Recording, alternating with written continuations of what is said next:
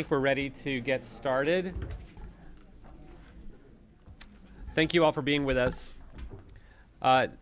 This Board of Commissioners work session is focused on strategic partnership grants.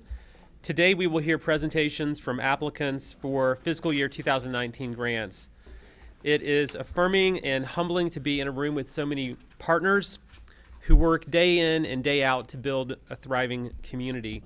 We thank you all for your service and for being with us here today to share more with us about your work. These presentations are an important step in the review process, and no decisions will be made today. Strategic partnership grants will be approved as part of the county's annual budget, which is scheduled for Tuesday, June 19th for final approval. Copies of the presentation order are available on the table near the door. The presentation order is also available online, along with copies of each of the grant applications. These materials are posted on the page for today's meeting agenda at buncombecounty.org/commissioners. No PowerPoints or other supplemental materials will be used during today's session. Organizations will be limited to a 3-minute timer for each funding request. Presentations will be grouped by Buncombe County strategic priorities and/or sustainability goals. We have reserved a couple of rows of seating near the podium. We will pause briefly between each topic to allow the speakers for the next strategic priority or sustainability goal topic to come up to the front of the room. Then we will call each organization and project up one at a time to present. Let's begin by asking those presenting on the affordable housing topic to come up to the front. And once everyone is assembled, then we will begin with Asheville Area Habitat for Humanity's presentation on their home repair project. So affordable housing community members, please come on up.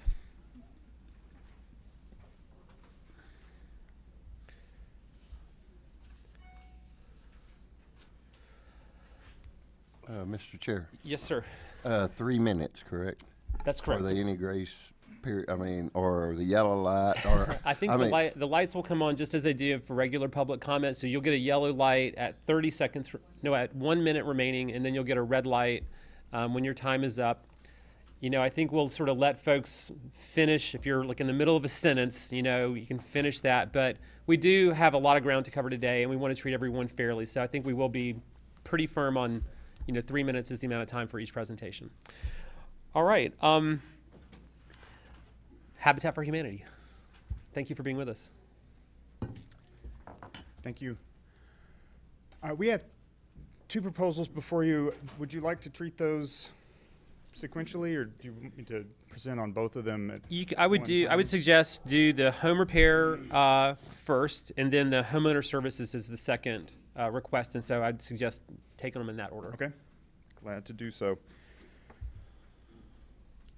The proposals you have in front of you really reflect the kind of hard work, behind the scenes task that Habitat does to impact the community every day. This is not the sort of the flashy wall-raising photo op that Habitat is often known for, but this is really the nitty-gritty work that we do in the community to make sure that the citizens of Buncombe County have a safe and stable place to call home.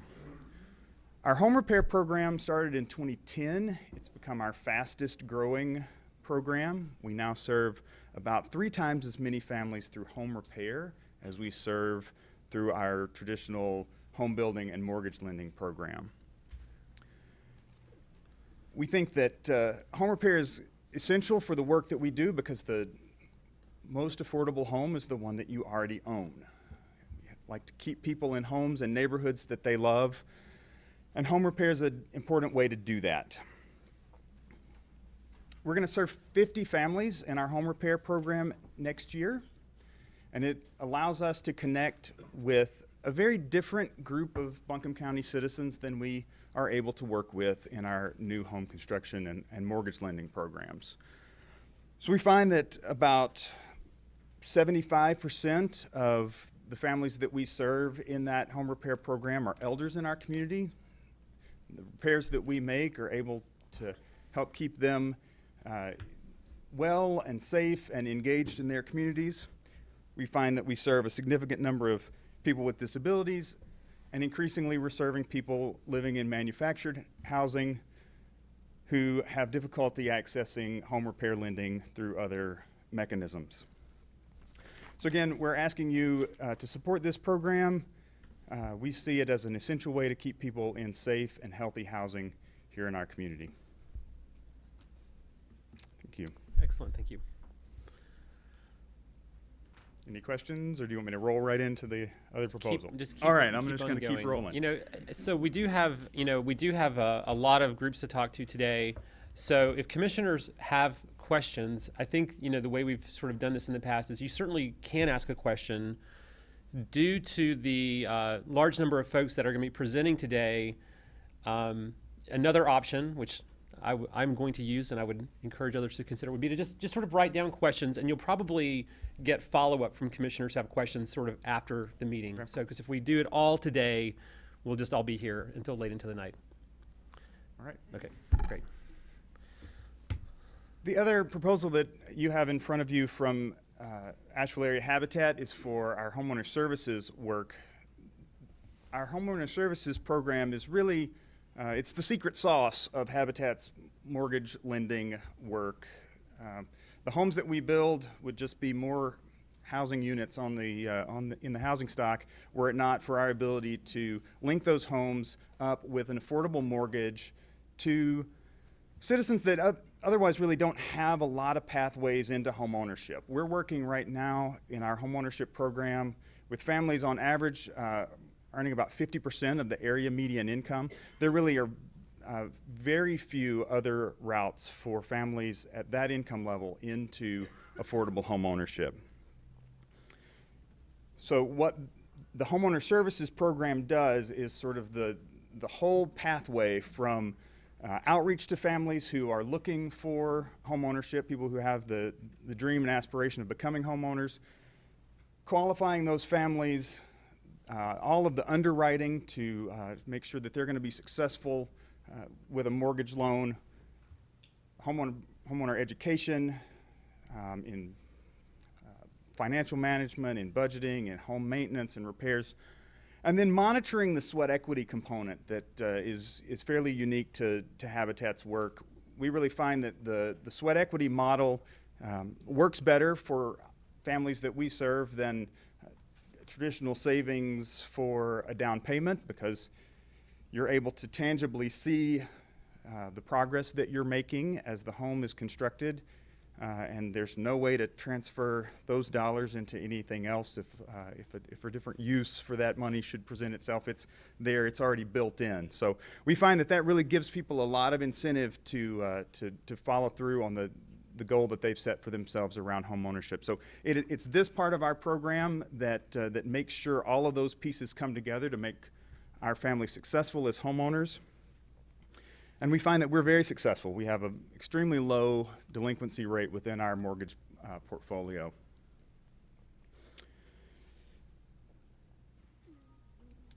We're asking for a significant amount of money into this program because we've had a few changes that are, I think I should make you aware of. We have typically funded this program with money from the City of Asheville, CDBG.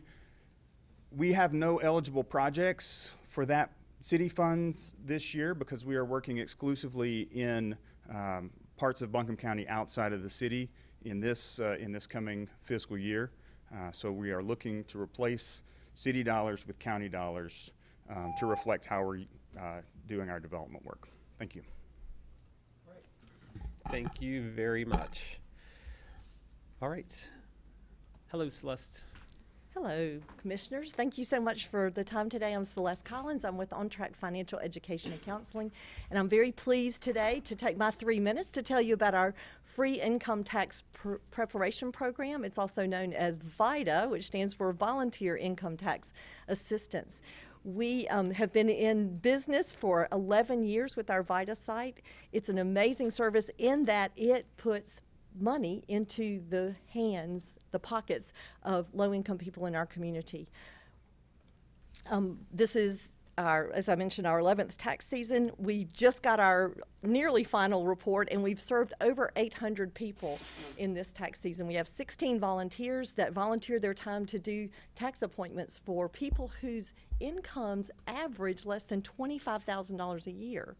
And when you think about that income average and realize for these folks to go to a free tax preparer, they will spend between $200 and $400 on having those tax returns prepared, our VITA site makes even more sense for the county commissioners to invest funding into. We have appointments available through the business day, but also in the evenings and on Saturdays, thanks to our dedicated volunteers.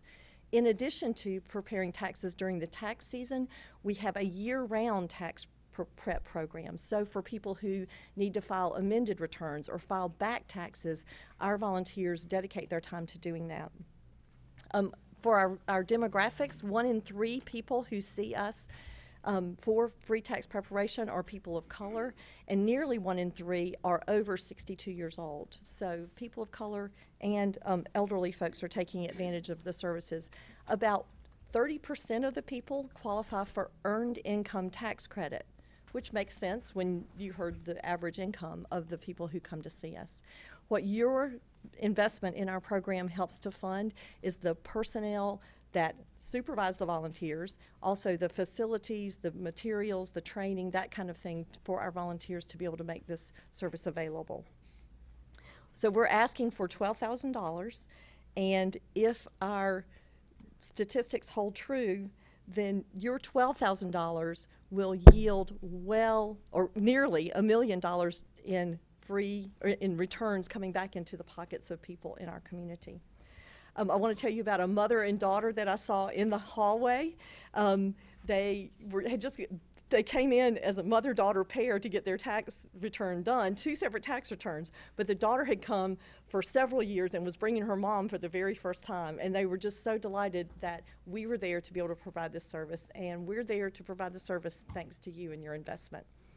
Thank you very much. Great. Thank you, Celeste. And next up is Mountain Housing Opportunities.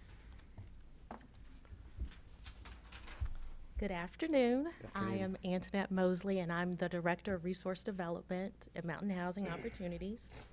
And thank you for allowing us this time to present before you today. And thank you for your support of people in need of basic health and human services, including a safe and affordable home. MHO is expanding our affordable housing development and services to meet the growing need in Buncombe County.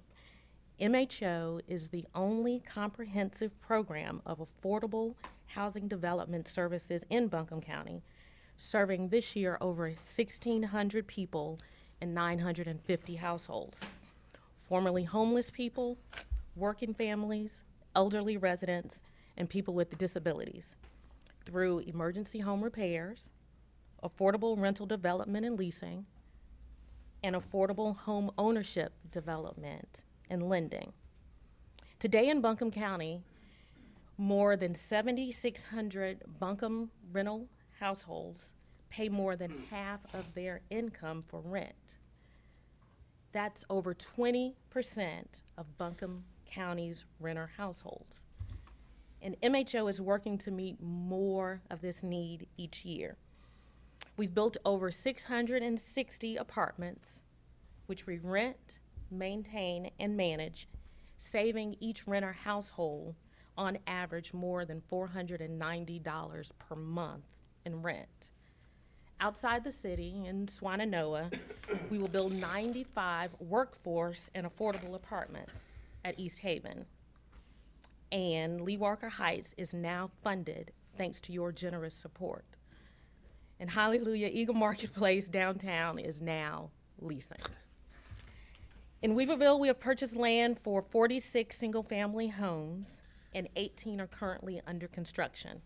In addition, we have purchased land for more than 35 single-family homes in both South and West Asheville. And in home ownership preservation, our emergency home repair program, we're saving homes and saving lives for more than 100 low-income homeowners every year. Over 50 eligible, qualified low-income homeowners are on MHO's waiting list today for emergency home repairs. And when MHO announces 60 new apartments for rent, we typically receive over 1,000 inquiries and over 400 renter applications. Today, we have over 500 new homes in different stages of planning, development, and construction in Weaverville, Swannanoa, and Asheville. MHO is serving more than 1,600 people each year and serving them in life-changing ways. All right. And we would ask that you assist us in assisting them. Thank you. Great. Thank you very much. All right. Hello, Pisgah Legal. Good afternoon. I'm Robin Merrill, Managing Attorney. With me today is Shelley Brown, Pisgah Legal Board Member, Volunteer Attorney, and former Staff Attorney. We want to thank you for your ongoing support of Pisgah Legal Services. In 2017, we helped over 7,500 Buncombe County residents meet their basic needs and secured over $8 million in quantifiable benefits for Buncombe County residents. We're here today because we want to proactively attack our affordable housing problems by placing an attorney in the courthouse to combat evictions. The way things work currently, people contact us when they want our help with their eviction, and we know that we are serving just a small percentage of the families facing eviction in Buncombe County. What we're proposing to do is really to go to them and be that resource available to them right there at the courthouse. With the incredibly low vacancy rate in affordable housing, the devastation of eviction is multiplied and families are unable to find decent housing to live in. Eviction is traumatic, it disrupts lives, causes homelessness, causes children to fall behind in schools, and frequently causes parents to lose their jobs. We know from our research that in 2016, 80% of the evictions filed in Buncombe County were for unpaid rent. And that means those cases could have been negotiated, allowing for an orderly transition or no transition at all. Oftentimes, people think that they can negotiate it themselves or they don't know about Pisgah Legal, only to ultimately lose their case and their home. When we're involved, we have a 95% success rate in either keeping people from being evicted altogether or getting them the time to make a healthy transition. We already have a pledge of funding from the city of Asheville, and we have identified space in the courthouse to work out of. So we're proposing that you support us in catching those families at the courthouse, intervening in their situations, and helping them get the necessary resources from many of the partners in this room so that they can stay in their homes long-term and not face eviction at all. Thank you. Thank you. All right, Swannanoa Valley Christian Ministry. Hello. Good afternoon. I'm Cheryl Wilson, and I'm the Executive Director at Swannanoa Valley Christian Ministry, or SVCM. We serve the easternmost portion of Buncombe County and have been since 1975. And we have begun a new initiative called Hope for Tomorrow, and that is what we are asking for your support with. We know that affordable housing is basically non-existent in our community, and we have many homeless families living in our area, and we have decided that they are the next group that we are committed to helping. The fastest growing population in homelessness is women and children. A lot of times we don't see them. They may be doubling up with someone or living in their car or somewhere, but they are in our community. We have one right now that's living in a hotel. Well, she can't maintain that, every month and support herself and her child. SVCM is working to help alleviate this growing plight through our new program, which is called Hope for Tomorrow. We have been in a building phase for almost a year now, and we will be completed by, we hope, the 1st of June, moving families in. In fact, we have interviews the end of this week for some of the moms and children that hope to move in. So this program will provide a supportive and safe home for these families in a one-year program. Each family will have their own apartment. We are building 8 one-bedroom duplexes and 2 two-bedroom duplexes. And we have one apartment that will have a resident manager, so there will always be someone on site at this place. The program is designed to give the families the support and life skills needed to successfully live on their own when they complete our program. We will be working with many other agencies helping these families with this needed support. We are working with the Black Mountain Counseling Center on parenting classes, self-esteem classes. They will do some case management with our clients.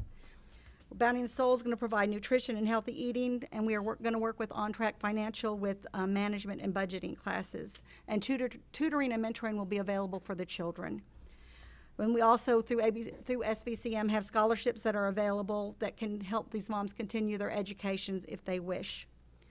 So we are asking you just to help us help these families by investing in their future. The hope is that we can break the cycle of homelessness generationally with these families. This will be an investment in their lives of the mothers and children, and you will be giving them a hope for tomorrow with your investment. Thank you. Thank you very much.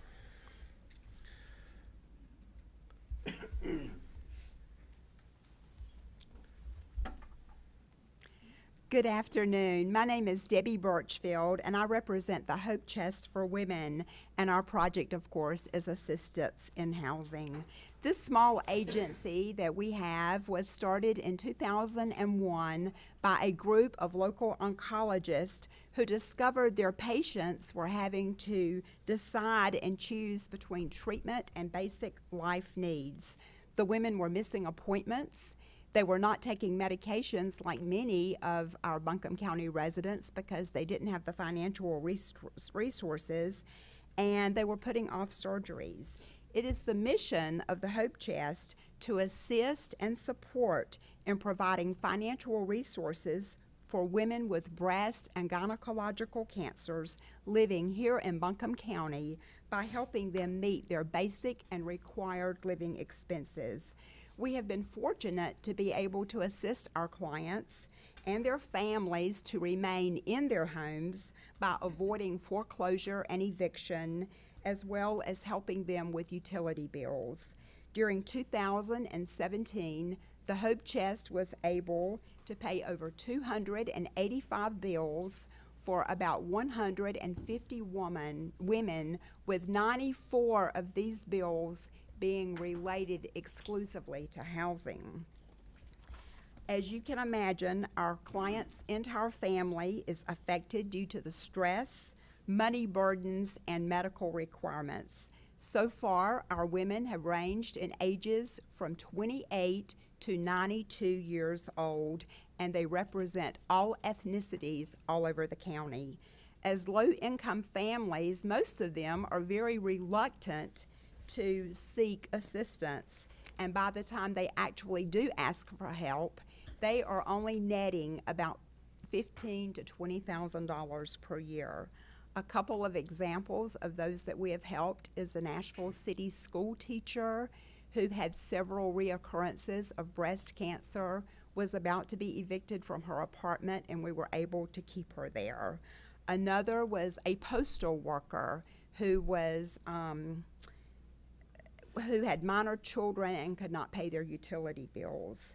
Each year, we strive to assist more women, provide them with more resources, and give our women some relief from what is already a very stressful situation. We hope to continue with your help to increase our financial assistance to Buncombe County's women in need. I thank you for your attention and your consideration of this request. Great, thank you very much. All right. Next up is the Diverse Community Workforce Group. So could all the organizations who have proposals in that group please come forward? And ABCCM will go first, but after everyone's come up.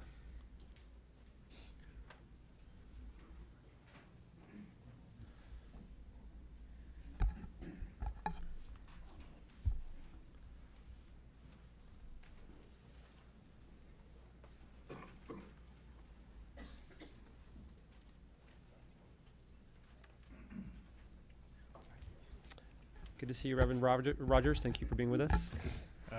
Commissioners, I'm Reverend Scott Rogers with the Asheville Buncombe Community Christian Ministry. Thank you again for all of your great support and partnership. Mahogany is a single mom with a 3-year-old little boy. Mahogany had some unfortunate choices that were made that resulted in her not being able to pursue her career, and she ended up homeless as she was abandoned. Mahogany went through our culinary training program, and if any of you have the opportunity to eat at Curate, she's recently been hired there as one of their sous chefs. She is surviving and thriving in this more than living wage job. Last year, 97% of our homeless moms with children moved into sustainable living wage plus jobs and homes that were permanent. You see, that's the goal of our program that we're asking you to invest in as a one-time gift with Transformation Village. We're so honored to work with all these other collaborative partners who've already made the case, and you already know that the school systems, city and county, have 771 children this past school year who are homeless. We're going from 50 beds at Steadfast House to building an additional 150 beds at Transformation Village. This one-time gift will be an investment in the lives of women like Mahogany, who get the opportunity to have life skills as well as professional job skills through our work with AB Tech. And this training will be facilitated because our facility will meet the standards that AB Tech requires and our state requires to have a co-campus or classes located there.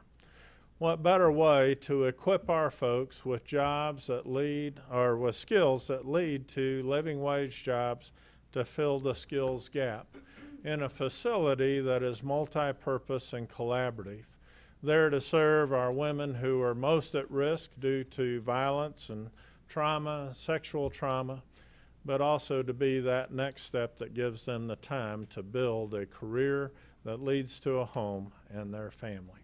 Thank you again for the opportunity to partner with you in this and the many other ways we work together in our community and with these fine agencies. Thank you. Thank you.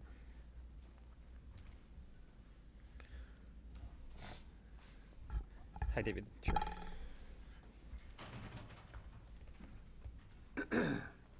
Thank you, Mr. Chairman. David Nash with Asheville Housing Authority. We're here with another Eddington Center project, but let me start by thanking you for the contribution you've made in the past to the center to help us finish the gym floor and really activate that space. We're looking now to move to the auditorium and finish the bigger project. Some folks are asking you to speak up. Oh, I'm sorry. Or just be closer to the mic. We're trying to move forward, excuse me, with the auditorium project now. We have had a community process and listened to what people wanted to see in the auditorium, and it ranges from theater performances to movies to fashion shows to dinner theater, and we determined based on that community input that the best thing we could do would be to level the floor. And of course we need to do other infrastructure work, including replacing the lighting system, replacing the HVAC system, and installing a basic theater type lighting system as well, and a sound system. So those are the purposes that we're asking you to contribute. The city has agreed, or has preliminarily agreed, to contribute some funding. The Housing Authority has as well, but the seed money and the start of this thought came from Green Opportunities, and I'm going to turn it over to Sekou Coleman to talk about that briefly. Thank you. My name is Sekou Coleman, and I am the project manager for the Southside Arts and Agricultural Center. Operating from the Eddington Center, the Southside Arts and Agriculture Center is a collaborative, Southside-focused, community-driven initiative to realize a thriving space that cultivates healing while restoring and reclaiming community through various forms of Black culture, creativity, arts, and agriculture. The Southside Arts and Agricultural Center is also the catalyst for the Housing Authority in submitting this grant application, as what began more than 2 years ago with a planning grant from the Kresge Foundation has grown into work that has received national attention. We stand in support of the Housing Authority receiving the requested funds in order to complete the renovation of the auditorium in the Eddington Center. We believe this will offer residents of the Southside community pathways to job training and economic mobility via opportunities for construction jobs, employment related to the management and operation of the renovated auditorium, and social enterprise that intersects with Black culture, creativity, arts, and agriculture. Awarding the Housing Authority with the funds requested for the renovation of the Eddington Center auditorium is a crucially needed investment in the well-being and future of one of the city's oldest and proudest neighborhoods.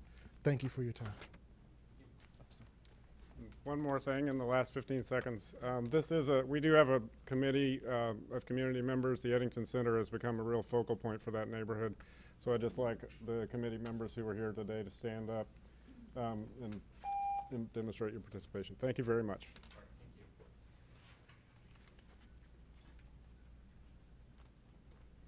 Hello, I'm Ann McGuire, Director of Community Outreach and Development for Lake Egapp Programs for People with Autism. The information you have says Camp Lake Egapp. This year we've expanded our programming. So not only do we have overnight camp in the summer, we have social groups that run regularly, and we have Jobs for the Future, a training program for young adults with autism. April is Autism Awareness Month, so many of you probably already know that autism occurs in 1 in every 68 births internationally. 85% of adults with autism are unemployed, not because they want to be, but because there's not yet enough knowledge among employers and agencies in our community to understand their unique needs in order to employ them. So we started last year with phase 1 of Jobs for the Future with 10 young men who have autism who are interns with our program. Right now we garden, and we're building a curriculum around their social needs, their communication needs, their vocational needs. In 2019, we will expand into phase 2 of Jobs for the Future, training young adults in food services, hospitality, and larger scale agriculture. In the information you have, you'll see the word replicated, and I think that's really important for me to point out today because all of these wonderful agencies here are serving a large portion of our community. Our goal is to develop a curriculum through Jobs for the Future that can be replicated throughout Buncombe County so that we can train employers on how to work cooperatively and collaboratively with employees who have autism. I want to finish just briefly telling you about Zach, who is one of our current interns. He graduated from Irwin High School. His father is a taxpayer in Buncombe County. And Zach sits home 4 days a week because he has no transportation and he has no job. He's an intern with Jobs for the Future, and you can ask him on any day of the week what his biggest goal in life is, and that is to have a job and to earn a salary and to pay taxes. So thank you very much. I appreciate the opportunity to speak to you today.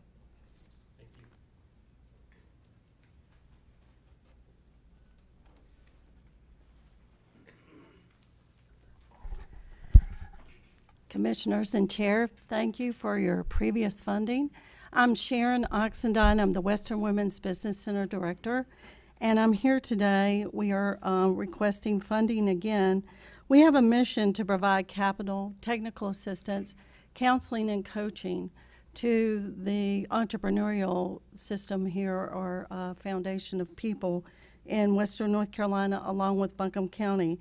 We continue to meet the demands of our minority community by providing services to the African American and Latino community by bringing programming assistance, developing business plans, and loan packages. Our Best Year Yet program secures these clients being able to come in and making sure that our loans are repaid and that they're given assistance throughout the year. In March, we provided how to turn your business idea into income at the Black Mountain Chamber of Commerce, and we were very well received. We provide an annual women's business conference, and last year we had over 200 women attend. The attendance included over 20% minorities, and we're being recognized in our community for building diverse business support systems. We are currently offering business services in the form of business planning, marketing, and QuickBooks.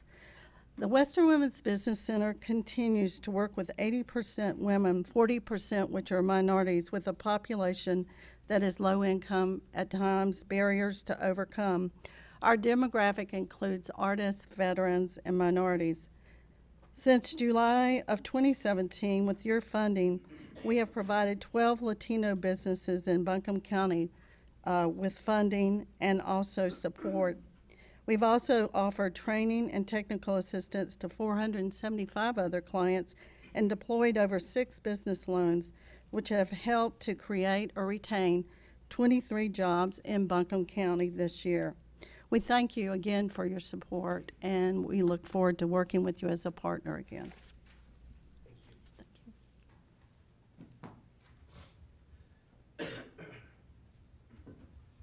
Good afternoon. My name is Cindy Davis Bryant, and I'm with Elida Homes. Thank you for the opportunity to come to present to you today. I am presenting a proposal for the Elida Students Training for Advancement Program, or what we call ESTA. Elida Homes has been here for 115 years, and our mission is to help children succeed. Within the ESTA program, this will be our 3rd cohort of 15 students. Elida works to address the workforce development challenges for older youth with multiple barriers to employment. Oftentimes we have these children or young adults who have financial insecurity, they have low self-efficacy, they have lots of housing instability, and they also have lack of role models to support them. The objective of this project is to partner with community high school students about the opportunity with ESTA and to enroll up to 15 students in this program. Ted Stump, who is the ESTA director, has established relationships with the school as well as the Chamber of Commerce and Buncombe County Hospitality Industry Workforce Development Board. Students attend class on campus at Elida. They learn things like etiquette. They follow the golden opportunity curriculum with Goodwill, life skills, 21st century working skills. They get training in financial planning, self-esteem, sexual harassment, resume, and interview skill writing. And we get these services provided to these children by a lot of our partners that are sitting in our audience today. ESTA partners with area agencies for these trainings, as well as area industries for opportunities for job shadowing and job placement for our students. Some of the hotels that participate are the Omni at Grove Park, the Hilton, Aloft, Grand Bohemian, and the Renaissance. They partner to provide these job shadows and internship, professional mentorship, and paid apprenticeships for their students and job opportunities. Oftentimes, the students are hired on the spot. The outcomes that we have for our program include 80% of students getting entry-level employment with wages with progressive opportunity, 85% of the students achieving their high school diploma and GED, using scale measurements to measure independent living skills. We have a couple of evidence-based practices that we use for that. But then also 80% will increase their resiliency protective factors by 3 factors. That is also completed by using scales. The long-term sustainability of this project is through partnerships with additional industries. Thank you so much. Thank you very much. All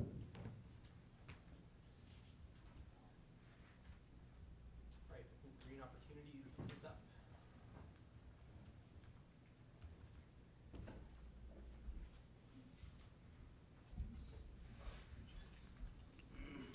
Good afternoon, Commissioners, and thank you so much for the opportunity. I'm Jay Hackett, Executive Director of Green Opportunities, and we have applied for funding from Buncombe County in order to enhance the employment pathways in the margins here in Buncombe County. We have been recipients of county funding in the past, and we have asked for increased funding in order to support our 3 programs. In the past, 1 program was funded, which was the culinary training. But we're looking for support for our 3 programs, the culinary and the construction program, and our Ready to Work program. And I'll talk more detail about the construction and the Ready to Work since the culinary is more known. Our construction program, our agency was started about 10 years ago. As a matter of fact, this year is our 10-year anniversary. Green Opportunities was created by local folks who had a heart and a desire to connect young adults with sustainable employment. And so for the last 10 years, there have been some high highs and some low lows, but as an agency, we've thrived and we've made it to the point that we're able to claim success helping over 600 people be connected with employment here in Buncombe County. And our placement rates exceed the national standards of excellence. And our construction program has received national acclaim and recognition, having been awarded the National Youth Build grant from the Department of Labor. Our model of workforce development has been studied by the University of Georgia at Athens, a land-grant institution, in addition to master's programs at the University of Michigan are coming to study how we do what we do here in Buncombe County at Green Opportunities. And so we would like for the county to help subsidize the cost of our construction program with part of this funding. Department of Labor did give about $910,000 that's spread over 3 years, and we're asking for the county to support that effort as well. And then we have the Ready to Work program. Now, most of our programs are longer in nature. A person would come in and they will be there for about 3 months inside the program every day from 9 to 3. And for the construction, they'd be there for 9 months. But the Ready to Work allows them to come in and in a short period of time get the training for soft skills that they need, be immediately connected to work, and then our agency is able to leverage our social enterprises in order to create sustainability. We request that Buncombe County would participate in our program, especially in this landmark year of 10 years of green opportunities, jobs, and justice. Thank you.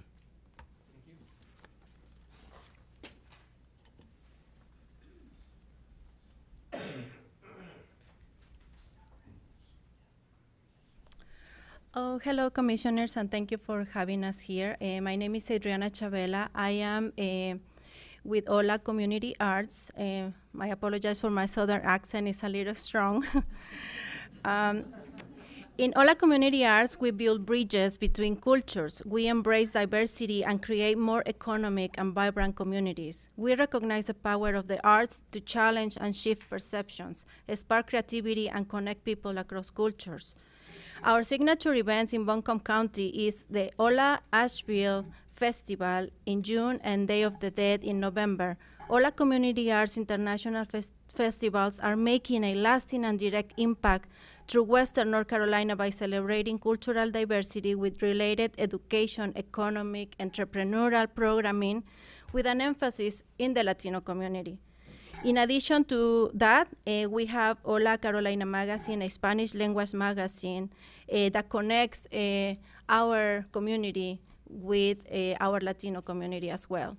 Latinos in Buncombe County trace their origins to more than 20 Latin American countries. Latinos represent nearly 15% of Buncombe County schools enrollment, which it doubles the African American community enrollments. Our events are not just for Latinos. We love to passionately tell our stories and share our rich cultures and tradition. We love to share our culture with our neighbors and with all of you. We are seeking funding to grow cultural arts programming in Buncombe County through our international programs, festivals, and Ola Carolina Magazine. We are bridging cultural communication between government, businesses, and historically underrepresented and underserved communities. Especially funding will be direct to improving our cultural performance and offsetting event production costs. Please join Ola Community Arts in helping our community and come together to support and connect with one to another.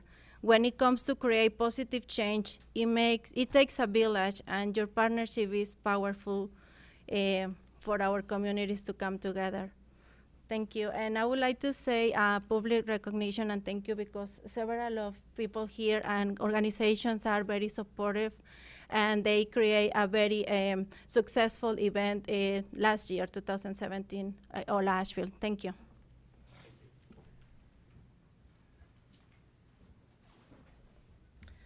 Hello.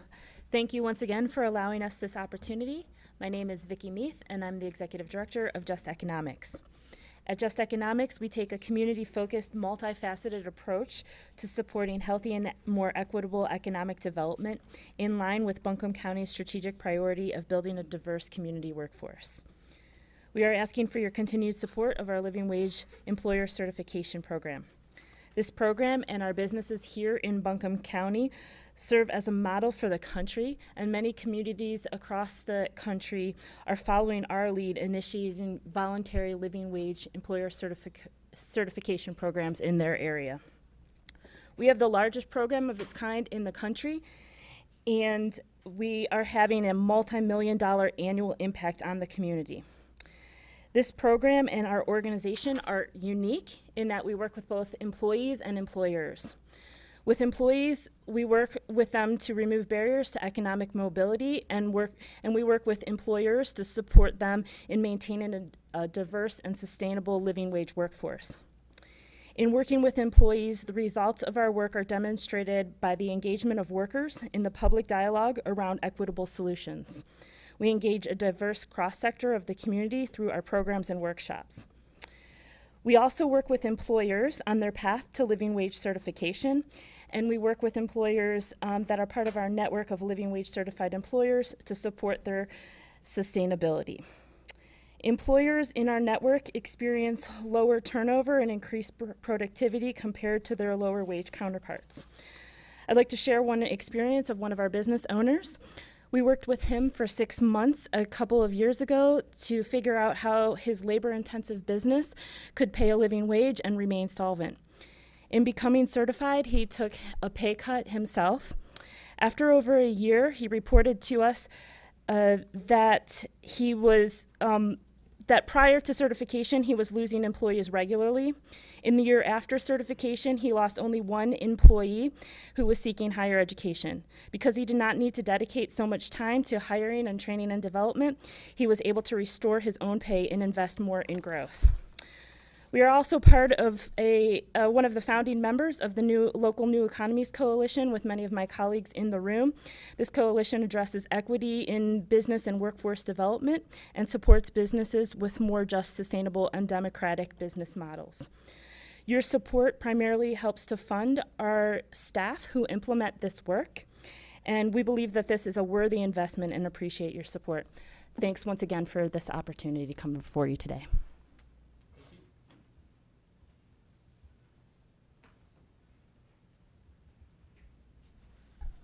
Lower. Okay, hello, my name is Kimberly Hunter, and I am the Entrepreneurship Program Manager at Mountain Biz Works. This is Patrick Fitzsimmons, our Executive Director. And we're here today to really talk to you about how we are the core focus on small business entrepreneurship and deploying capital to them. Obviously, the funds that we are seeking, we're not looking to keep them internally. What we do and what we specialize in, not just in this county, but throughout the region, is we deploy finances through the focus of business loans and through technical assistance to entrepreneurs, whether they're starting, developing, thriving, or exiting, which is a big part of what's happening now. We actually support them when they're not supported. And what I mean by that is we focus on supporting businesses who cannot obtain traditional lending or traditional consulting. So we do that very well, and I just want to focus specifically, you can tell I'm nervous, but I want to focus specifically on our growth and our dedication to people of color and women. I've only worked here 2 years. I've been in relationship with Mountain Biz Works for many years as a former entrepreneur, but what's really most impactful to me personally as an employee is that I'm seeing a lot of growth and significant growth and impact in developing self-sufficiency for entrepreneurs entrepreneurs of color and women entrepreneurs. That's very important, not to be overlooked, and something that not too many people are focused on. We are, and I thank you for that. Up higher. So, Commissioners, there's two objectives that we will accomplish if you provide funding for us. The first is that we would spend 25% of the out. A little closer to the mic. Lower? Yeah. We would use that funding for our entrepreneur development training and coaching programs to help people get the skills they need and to help their business start, grow, and thrive. But the three-quarters of it will be used as a loan loss reserve for an allotment of loan capital we've been awarded through the Small Business Administration. The SBA will award us $1.25 million in loan capital, but we have to put up 10% of that as a loan loss reserve first. This funding will be available to us July 1. We would like to use 75% of our request from of your funds and would match it with 50,000 of ours to get that funding, which would then be turned into loan capital to help local entrepreneurs. And last, I'd like just to also say thank you to the commissioners for supporting the Community Capital Program, matching the city's donation. This is an innovative project we've come up with to help lenders, Mountain Biz Works, and Self-Help Credit Union provide business lending to entrepreneurs of color. So thank you for being innovative. Thank you both.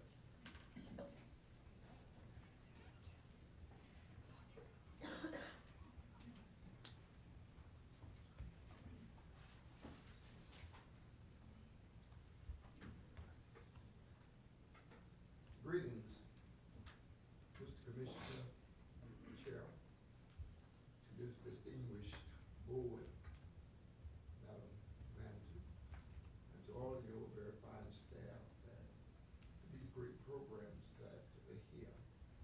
I am Elsie Ray. Elsie Ray, the CEO of One Youth at a Time and also Senior Minister of WNC Baptist Church. I must say quickly, thank you for the long support and for the believing in us, trusting us down through the years. We have given it our best. Our programs have done quite well. We have realized some 90% of successes within our tutoring and mentoring, students moving from one grade to the next, and also recognizing a great success in graduations. We have also seen successes within our outreach education. One Youth at a Time, we feel, is one of the leading agencies that brings people together, whether it's in education, in medicine, or whether it's within the faith community. We have seen a lot of that. But we are asking this great county, one of the greatest in our state, and I can say that with assurance, that if we could realize again what we asked for, going into 2017, our county, we realized a cut, 20%, and that was devastating to us. So we prayed, being a minister, I would use those words, that at least we could realize where we were going into 2017. We had to cut across the board. We had to downsize in the Flatiron building where we had been for over 20-some years. But we are asking if you would give that some thought, and we would promise that we will give the best we can. We are dedicated to it. We owe it to you, to the community, but most of all to a higher power. Thank you all. Thank you.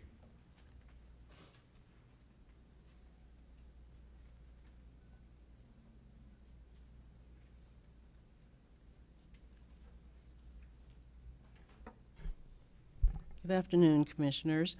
My name is Catherine Mitchell. I'm with Riverfront Development Group.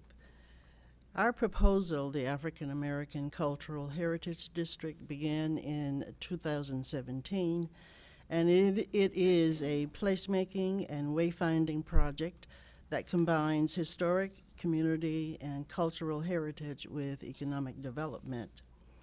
The East End District will connect the historic Eagle Market Street, East End, South Slope, and South Side communities. The establishment of the Stevens Lee High School Regional Heritage Museum is a planned stop in a heritage trail that will feature historic markers and connect the East End community to the county's Bowcatcher Greenway. The wayfinding for the district from Eagle Market Street to the South Slope and South Side will be via the Asheville Greenway installations due to develop from 2018 through 2020, coinciding with the city's Greenway development and the River Arts District development. The intended result of establishing the district is that it will serve as a catalyst for a cultural, social, economic, and business enterprise renaissance in Asheville's African American communities to the benefit of the city and the county. According to the city's Parks and Recreations Department, we can begin already collected installations in the Stevens Lee Center Museum later this year. The proposal is aligned with the city and the county's vision for equity, greenways, public art, and with the TDA's vision for its grants projects. We're currently engaged in collaboration with the city for a TDA application.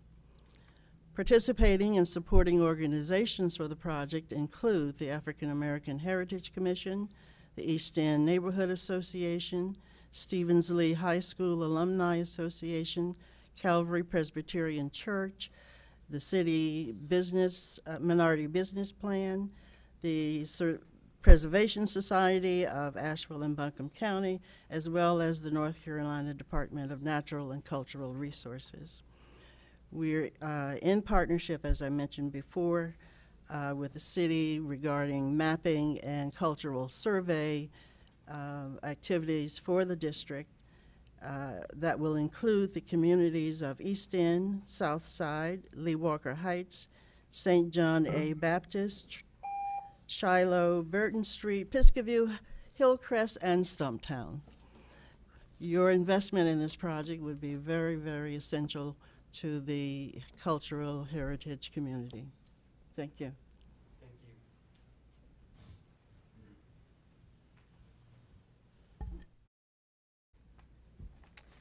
Good afternoon, everyone. My name is Janina Callejas. I am the Women's Empowerment Coordinator at the YWCA, and I am here today to speak to you about the Getting Ahead in a Just Getting By World program. According to the status of women in Western North Carolina, about 40% of women live near or below the federal poverty line, even though 72% are employed. Getting Ahead seeks to increase the economic resiliency of low-income women in order to reduce the percentage of women who live at or below the poverty line. According to Ruby Payne's Bridges motto, Getting Ahead in a Just Getting By World is a 16-session course that aims to empower women of all ages and background to make financial choices that positively impacts themselves, their families, and their communities. During these 16 sessions, women have had learned hidden class rules, an extensive outlook at their lives now, and the resources necessary to get ahead in their financial future. They will receive child care, an evening meal, bus passes to eliminate any obstacles of attending each week, and a $20 stipend for each session attended, a total of $320. Getting Ahead graduates also receive 18 months of case management to progressively work on their future goals and aspirations. Getting Ahead has an overall graduation rate of 92% since it began in 2015, with a 100% graduation rate in the last two cohorts. Participants consisted of 72% African Americans, 26% Caucasian, and 2% mixed race, ages 19 to 80. Success is measured in 7 areas: stability of life, financial, emotional, food, language, social support, and physical resources. These indicators also reflect the needs and desired outcomes of GA graduates. An example of a story is the one of Diana. Diana found herself facing financial hardship after the loss of her and her husband's employment shortly after the birth of their third daughter. Things spiraled out of control, says Diana. Soon after the money depleted from their savings account, they faced having to move out of their home and in with family. In April of 2017, Diana enrolled in Getting Ahead and began to learn about the different resources around her community. She felt safe in a room with women who have experienced a similar situation. She began to regain the hope that she had once lost. Diana worked on 3 goals: to improve her credit debt, to lose 10 pounds and return to school to finish her associate degree and someday enroll in a 4-year university. Today, Diana has lost over 10 pounds, is steadily paying back her debt, and works as a Buncombe City teacher, and has graduated from her associate's degree and will apply for a 4-year university in fall of 2018. She also became the co-facilitator for the September cohort, where she helped guide and inspire women searching for the hope and empowerment. So with this, I lead you. Thank you for your time.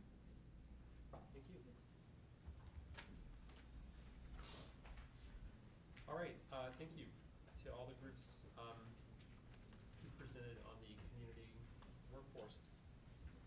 All right, the next group is early childhood education, and so I'd like to ask each of the groups in that sector to please come on up. And the Asheville Museum of Science will be the first to present, but hold off until everybody's made their way up.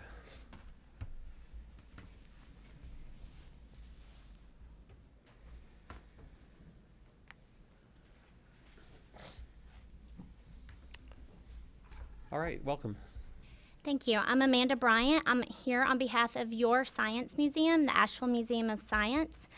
Amos is the area's home for science learning, discovery, and exploration. We had the privilege of meeting with several of y'all over the past couple of months, touring the facility and discussing our funding ask. You encouraged us to submit a multi-year funding request, which we have. Please note that our early childhood development programs that were mentioned in the strategic partnership grant will be honored as well in that ask if that's accepted. We want to share with you a story of one of our awesome visitors at the museum. We met Callie last year during one of our early childhood science programs.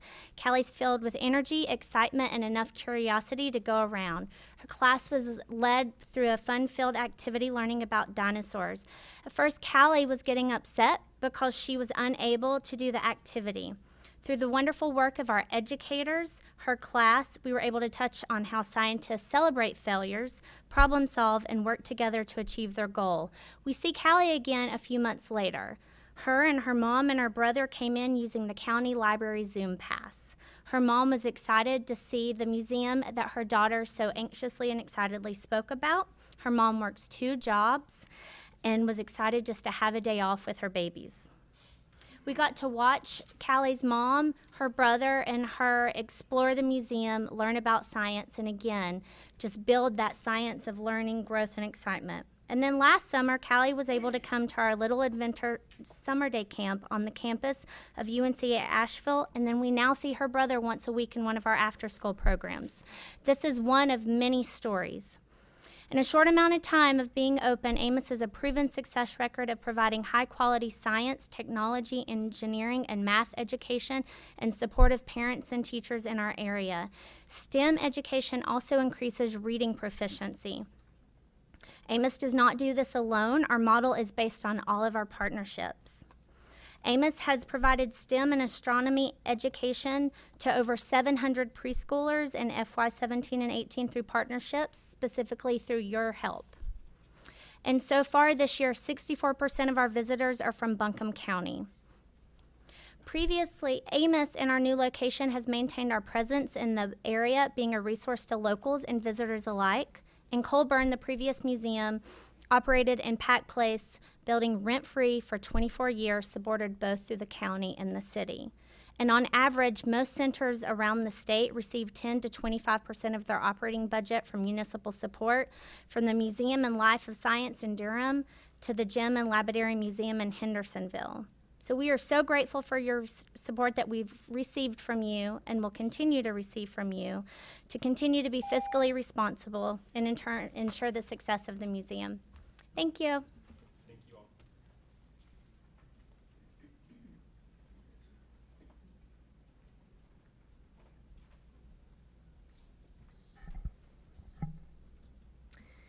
Hello, and thank you for the opportunity to share some highlights from our proposal, the Early Childhood Workforce Development Program. I'm Amy Berry, the Executive Director of Buncombe Partnership for Children, where we provide programs that support children birth to 5, their families, and the early educators who care and teach them. The basis of our proposal is the early educator workforce crisis. Buncombe Partnership for Children has been serving as the backbone organization of the Asheville-Buncombe Preschool Planning Collaborative, that large collaborative group focused on expanding high-quality, affordable early care and education. The workforce shortage we know is huge, and it's well documented in the report out of the Asheville-Buncombe Preschool Planning Collaborative in August. Shortage is due to a decrease in folks entering the field due to low wages, high stress, lack of a career pathway, and high turnover rates due to stress and work. The Early Childhood Teacher Workforce Development Program will meet a growing community need for recruiting, training, and retraining early childhood teachers in the workforce. So just a reminder that this is a partnership between AB Tech Early Childhood Education Program, Buncombe Partnership for Children, Green Opportunities, and the high school Early Childhood Career and Technical Education Program. So our recruitment will focus on the high school students in those career technical education programs, currently enrolled students in the AB Tech Early Childhood Department, and underemployed clients of Green Opportunities who are interested in entering the early childhood workforce. We'll use a combination of recruitment and retention strategies, and our plan is to create a substitute pool for early childhood program providers. So this will allow employed teachers to pursue their professional development, gaining access to better career opportunities and higher wages, while supporting the child care providers themselves. And in addition, we'll create supportive networks between the high school students enrolled in the career technical education programs and the early educator community. It's worth noting that there has not been a substitute pool in Buncombe County for the early educator workforce in over 15 years. Buncombe Partnership for Children has 2 years of experience working with the career technical education program. Sorry for that long jargony thing. So high school programs, there are child development programs based on site. And in that 2 years of informal experience, we've had five students employed, 4 pursue their AA, and 3 enrolled in bachelor's programs. So we will help to allow students to gain access to training opportunities and recruitment. Thanks.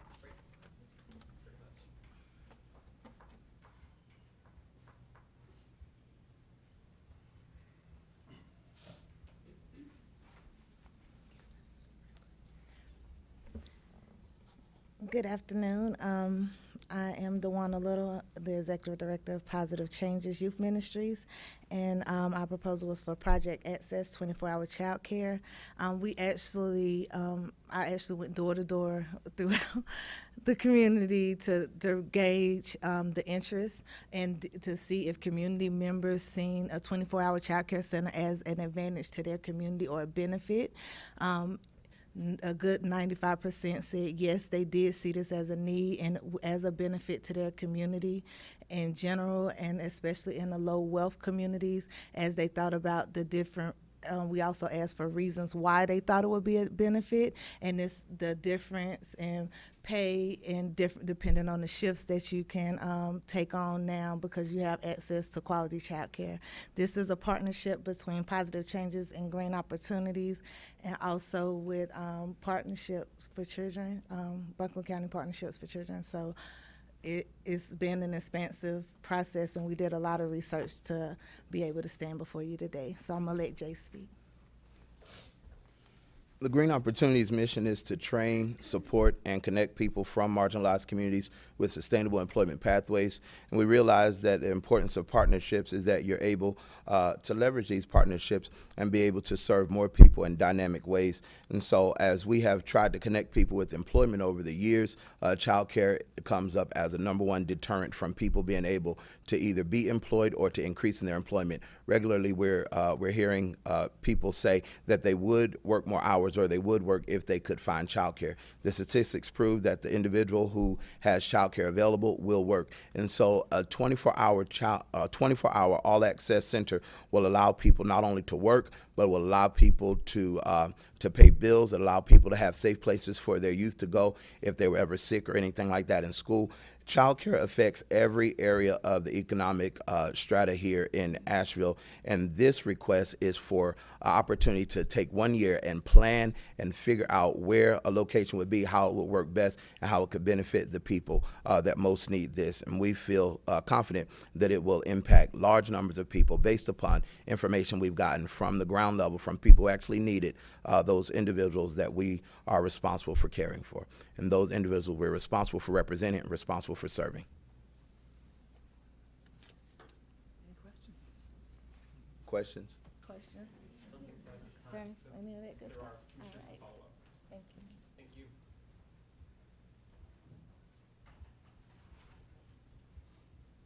you. Good afternoon. I'm C.C. Weston, the Executive Director with the Christine Avery Learning Center. In 1959, the only African-American-owned daycare center began here in Asheville, the name Hill Street Daycare Center. This program was started by Christine Avery, the wife of the pastor of Hill Street Baptist Church, Nylas Avery. The child care program operated as Hill Street Daycare until February 2017. At that time, the Christine Avery Learning Center took over the program. Our mission, vision, and beliefs are to hold the standard that every child can be equipped, enriched, and empowered to reach their greatest potential. We do this through education. We currently serve a population of 95% African American, 3% white, 1% Latino, 1% other. I feel that our population makeup is due largely to the fact that we are the historically oldest African American daycare in Buncombe County. We are a 4-star center according to North Carolina Division of Child Care, and we'll be going through an assessment soon with the hopes of obtaining 5 stars. I say that because data shows that the enrollment in 4-star centers have decreased while the enrollment in 5-star centers have increased.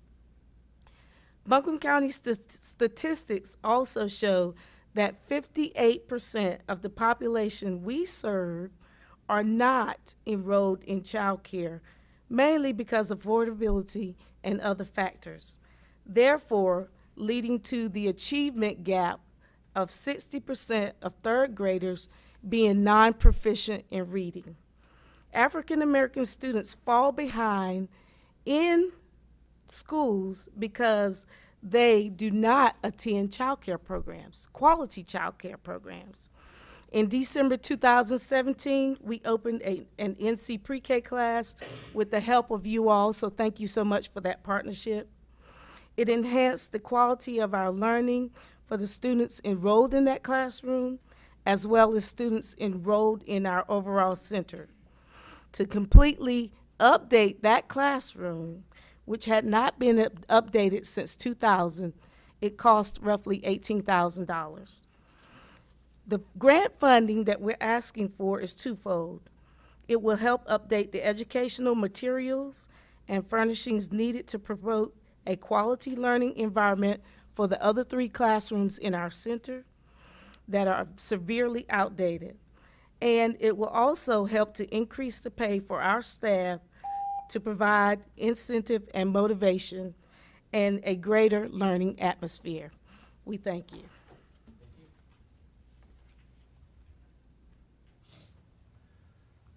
All right. Thank you to everyone who made presentations for programs regarding early childhood education. Thank you all of you for your great straightforward. All right, next up is the Justice Resource Support. Two organizations. First, the Council on Aging can come on up to the mic, and Mediation Center can get on deck. All right, thank you. Thank you. Good afternoon, and thank you, Commissioners, Chairman, and staff for giving me the opportunity to come and present our application to you today. My name is Jennifer Teague, and I'm the Executive Director for the Council on Aging of Buncombe County. I'd like to also take this opportunity to say thank you to the County Commissioners for the continued support that you have shown to aging services in Buncombe County that support a variety of services and older adult issues. My application today, however, is slightly outside of the scope of the aging services funding that is provided. That's why I wanted to come in and present. As we have all heard, our population is aging. By 2025, Buncombe County is expected to have a population of 25% over the age of 60. That's 1 in 4. We at the Council on Aging, we serve a variety of individuals, all age 60 and over, through information, enrollment, assistance, and a variety of aging services. Our services include resource coordination, which provide individuals with completing applications, navigating the aging services community, and providing follow-up case management and support to meet the needs. In addition, we offer Medicare education and counseling, and we oversee the senior dining program, the congregate nutrition program for older adults that provides a hot lunch along with socialization and exercise programs. However, today I'm here before you to ask for support for a new position. We have been approached by Julie Clip Nicholson at the Family Justice Center to provide a staff person to meet with individuals who do not qualify for adult protective services or helpmate or our voices. Approximately 1/3 of all adult protective cases will be screened out because they don't meet the standards. There are specific standards that the client has to meet to be able to go through the adult protective services. Oftentimes those clients either have declined service or they have not met all the standards needed, and so those clients have sometimes come to the Council on Aging, at which point we've provided access to resources, helped them understand and navigate the system, and we would be able to provide a staff person to be on site at the Family Justice Center to meet with those clients to help them understand and navigate the system and provide case management and support. We anticipate serving 50 clients through this position. It would allow us a part-time person to be housed at the Family Justice Center. And we would also work with other aging services providers, adult protective services staff, and Family Justice Center staff to provide education and prevention on fraud, abuse, and exploitation throughout Buncombe County. We appreciate your consideration of this request. Be happy to answer any questions that may come up either today or in the future. And again, thank you for your time. Thank you.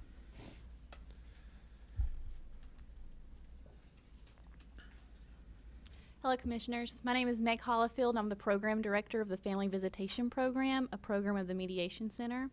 I appreciate your time and consideration as I described to you how truly wonderful and important our program is in keeping the community safe. At the Family Visitation Program, we provide children the opportunity to spend time with their parents who may be required to have supervised visitation or monitored exchanges. Research demonstrates access to both parents, so long as that access is free from abuse, neglect, or further parental conflict, is essential to a child's well-being. Many of the families we work with have experienced domestic violence. Our program enables custodial parents or victim parents to follow through on court-ordered supervised visitation and without having to come into contact with the other parent or potential abuser.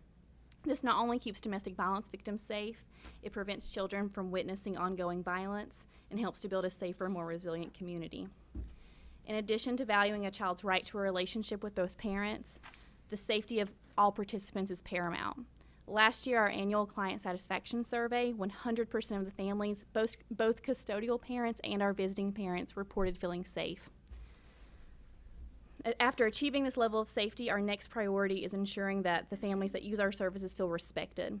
100% of our families surveyed also reported feeling respected while using services at the Family Visitation Program. We provide supervised visitation in comfortable visit rooms, equipped with murals painted on the walls, board games, comfy couches, crafts, a gaming system. Children can spend time with their parents in a fun and safe environment where there's always a visit monitor present to intervene if there are safety concerns, to help with visit coaching or visit planning. When visitation centers do not exist, parents may be forced to exchange children or monitor visits themselves. This can lead to very unsafe situations, including harm to the custodial parent and the child witnessing ongoing violence. Research tells us that children who witness domestic violence are more likely to grow up and be victims or perpetrators themselves. Visitation programs ensure that children are no longer exposed to the violence, thus hopefully lessening the chance that children use violence as adults. This last year has been a year of growth. We've extended our visit hours to include Saturdays, enabling us to serve more families on a schedule that works best for them. At this time, we've already exceeded our yearly goal of serving more than 55 families. With your help during this next fiscal year, we hope to continue this growth, ensuring that any family in Buncombe County that needs the safety that supervised visitation or monitored exchanges provides will have that opportunity available to them. Thank you for your time. Thank you.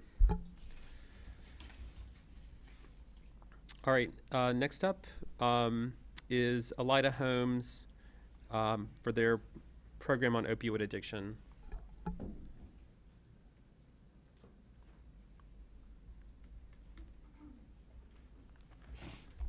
Good afternoon again. Cindy Davis Bryant, CEO of Elida Homes. I wanted to speak to you today about sustained outcomes for opioid addicted mothers, babies, and families. What this request is for this proposal is to go towards the cost of a program manager, a project manager. As you may know, Elida, again, has been around for 115 years, and it started as a home for unwed moms and an orphanage for children. So working with this population goes back to our mission in serving the moms and children that have been affected by the opioid crisis. Each of you have noted that the opioid addiction crisis is a top strategic priority for you. Elida is looking to partnership with MAHAC.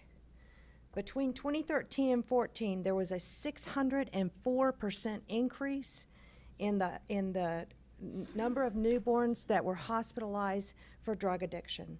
In 2015, 400 babies tested positive in mission hospitals for substances upon birth. MAHAC has the medical experience to provide services to these women, and actually already are through their program called Project Cara. It serves women that are pregnant to get them substance use treatment and their OB care for their pregnancy. Elida has experience providing residential services and wraparound services that include child development services, foster care, parent training, and workforce development. This brings together the strengths of both of our organizations to create a model that serves the whole family. MAHAC will provide the medical care for these individuals and some behavioral health care, while Elida will provide the housing, the transitional living apartments, support within the housing, child development programs for the babies and other children, workforce development, and the land for which Elida will leverage to build these facilities. The stay for the women is 6 months, and up to 16 women with their children can live there. This is a capital project for both of our organizations, and we'll both be assessing what is needed to complete this project. The opioid crisis will be with us for years to come, and we need a project manager to help spearhead the engagement and moving forward of this project with MAHAC, with the Buncombe County, and also with Elida. Leadership teams have already formed a steering committee.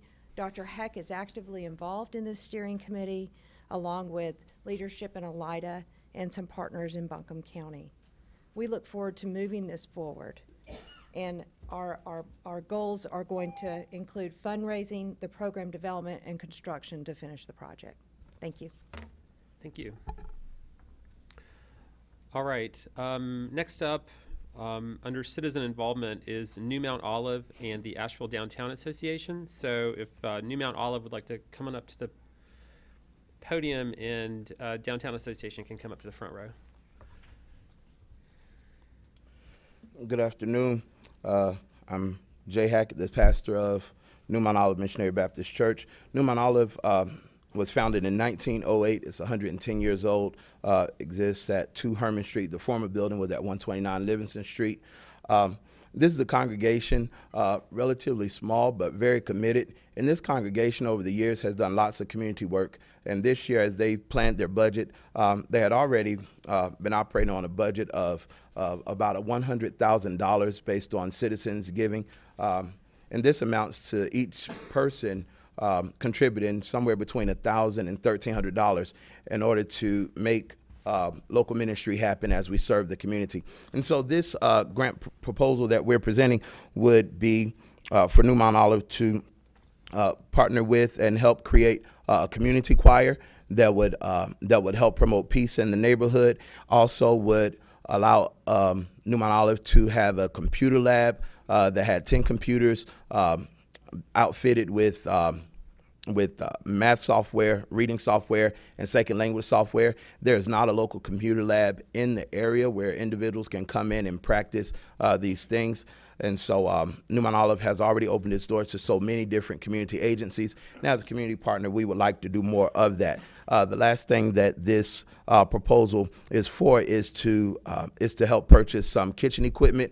Oftentimes, agencies will come in, they'll have food or may want to prepare warm food or hold food cold, and there's not a commercial refrigerator or a commercial stove to do that. And we thought that with the work that New Mount Olive has already done over the past 110 years, having never requested funding from the county, that we would be able to do that and that the county would support us in that. The computer lab would serve, we would want to reach 1,000 hours of computer lab usage by people in the community, and we would want to serve 30 people through community choir and 75 residents being committed to peace. We would hold a peace camp at the church for the year in the summer of 2019. And I'll leave you with this.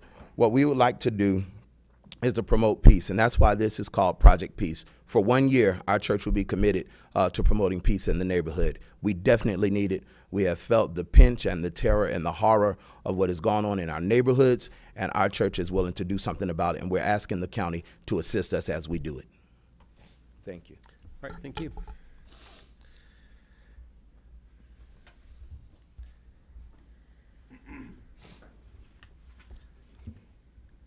Hi, Chairman and Commissioners. I'm Megan Rogers, the Executive Director of the Asheville Downtown Association and Foundation, and we are requesting continued support of our event series.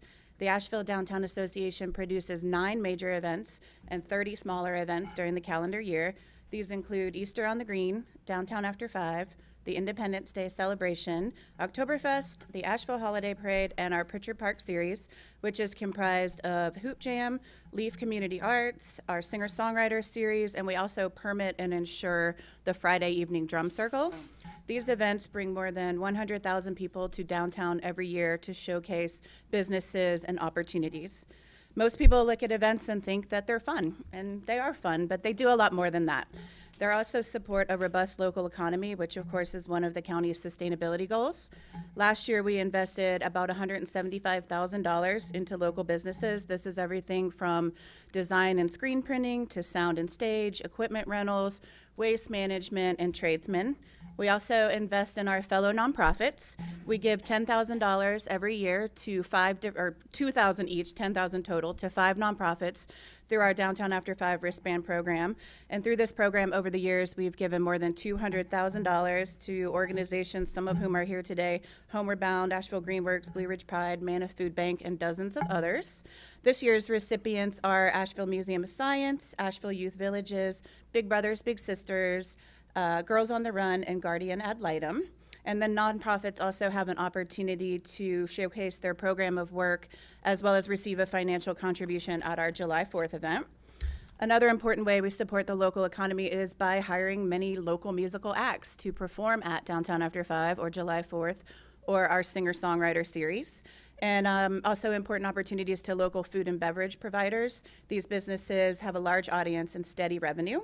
And then another sustainability goal that our events support is citizen involvement. We have a huge crew of volunteers, about 300 people. We train them every year in practices and event management, and these volunteers have gone on to serve many, many other nonprofits, either at events, become part of their committees, and maybe even become part of their board members.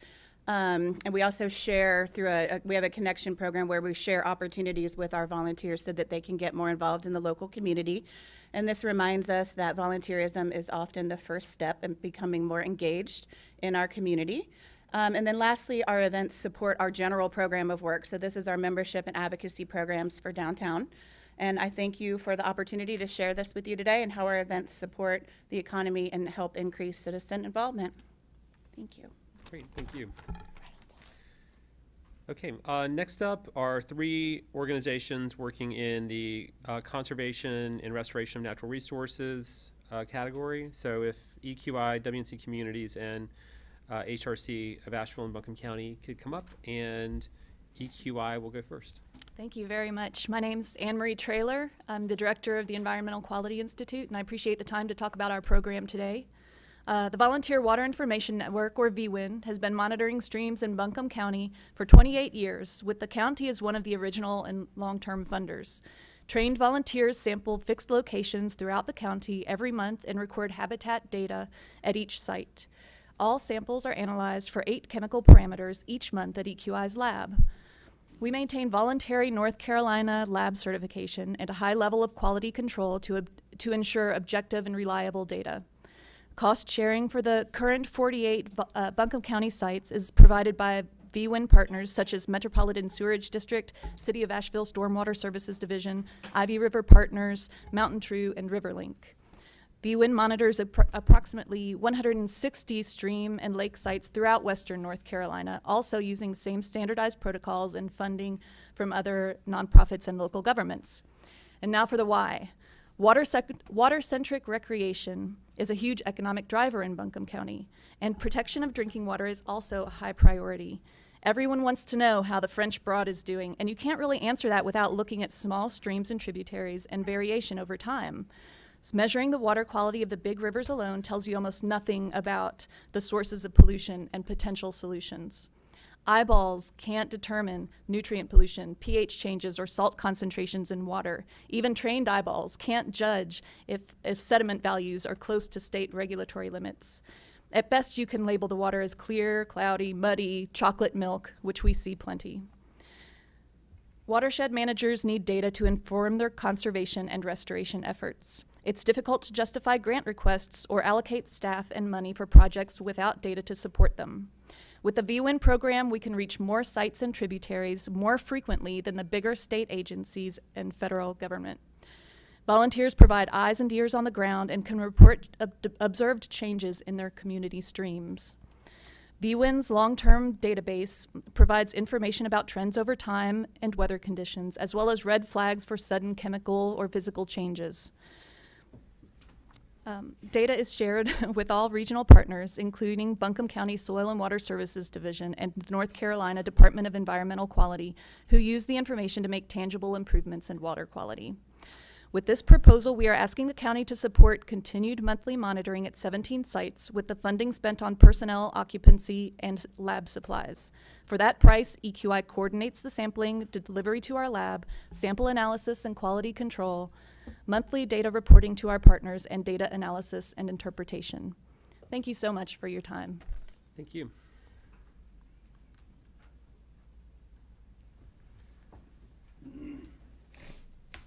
Good afternoon, Commissioners, and thank you for this opportunity. I am Margot Walston, coordinator of the Hemlock Restoration Initiative, a program of WNC Communities. The mission of the Hemlock Restoration Initiative is to ensure that eastern and Carolina hemlock trees can resist the hemlock woolly adelgid and survive to maturity on North Carolina's public and private lands.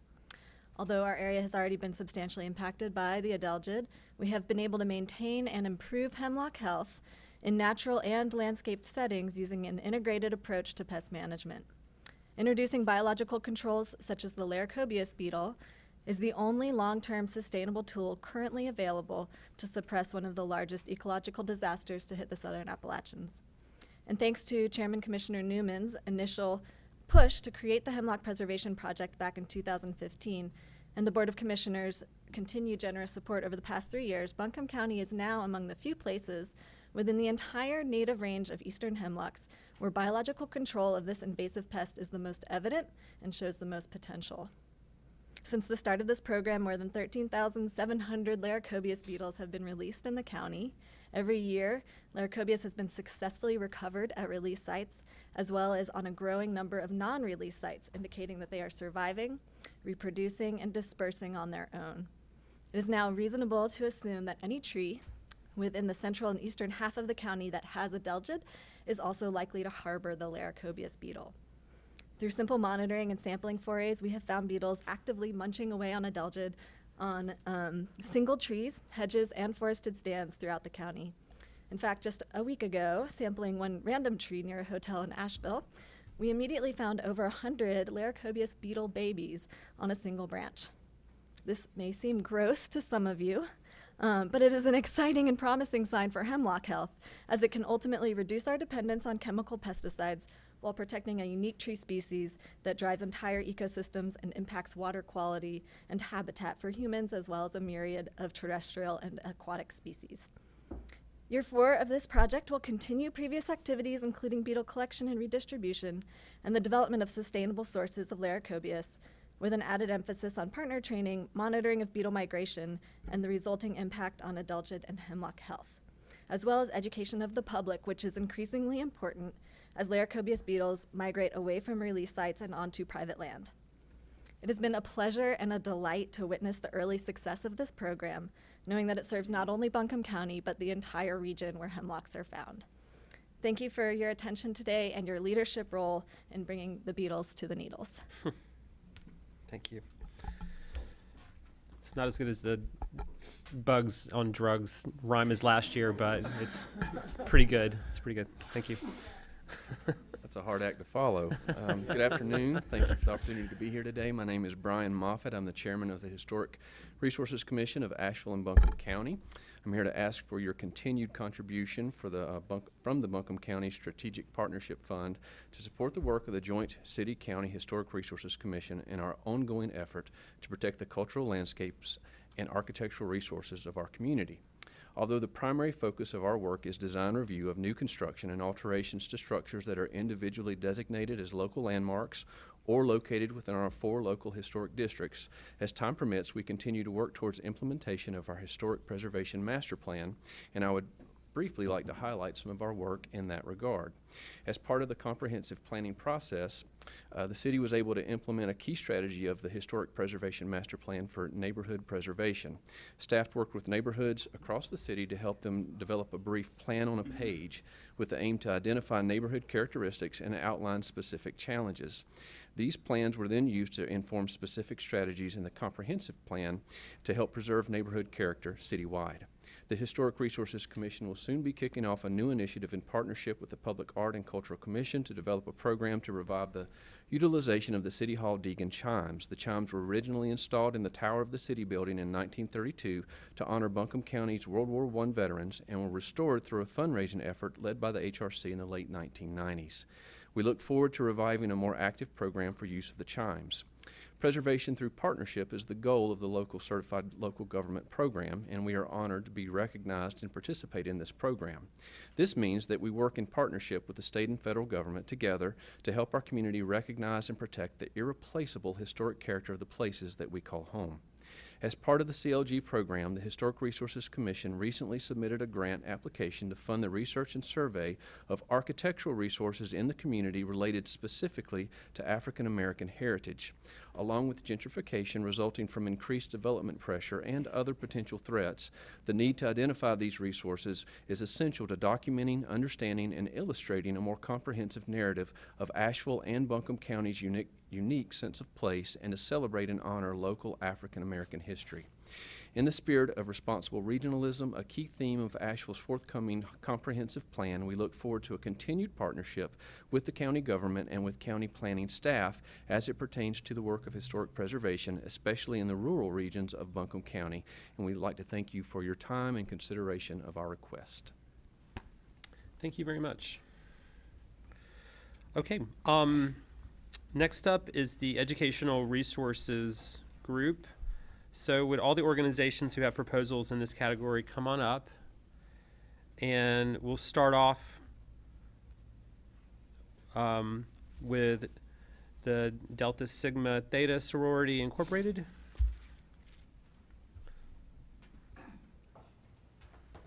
Good afternoon, Commissioners. Good afternoon. I am Tina Joyner, President of the Asheville Alumni Chapter of Delta Sigma Theta Sorority Incorporated.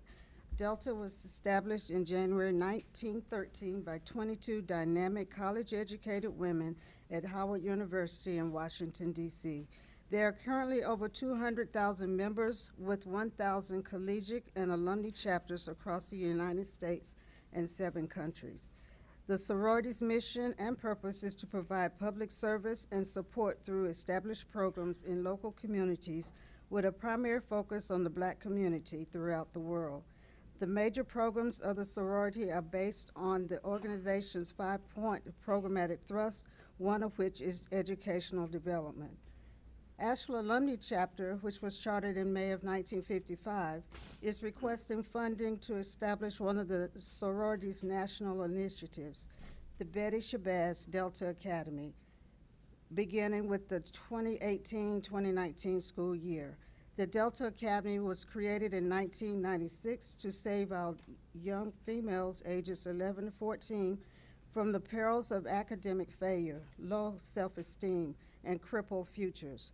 Through the Delta Academy, the young girls will be exposed to various opportunities to enhance and encourage their academic and personal success using a pre-established curriculum in addition to computer training, self-esteem, and etiquette workshops, field trips for STEM experiences, college exposure, and leadership and service learning opportunities such as cultural events, fine dining, museums, and plays.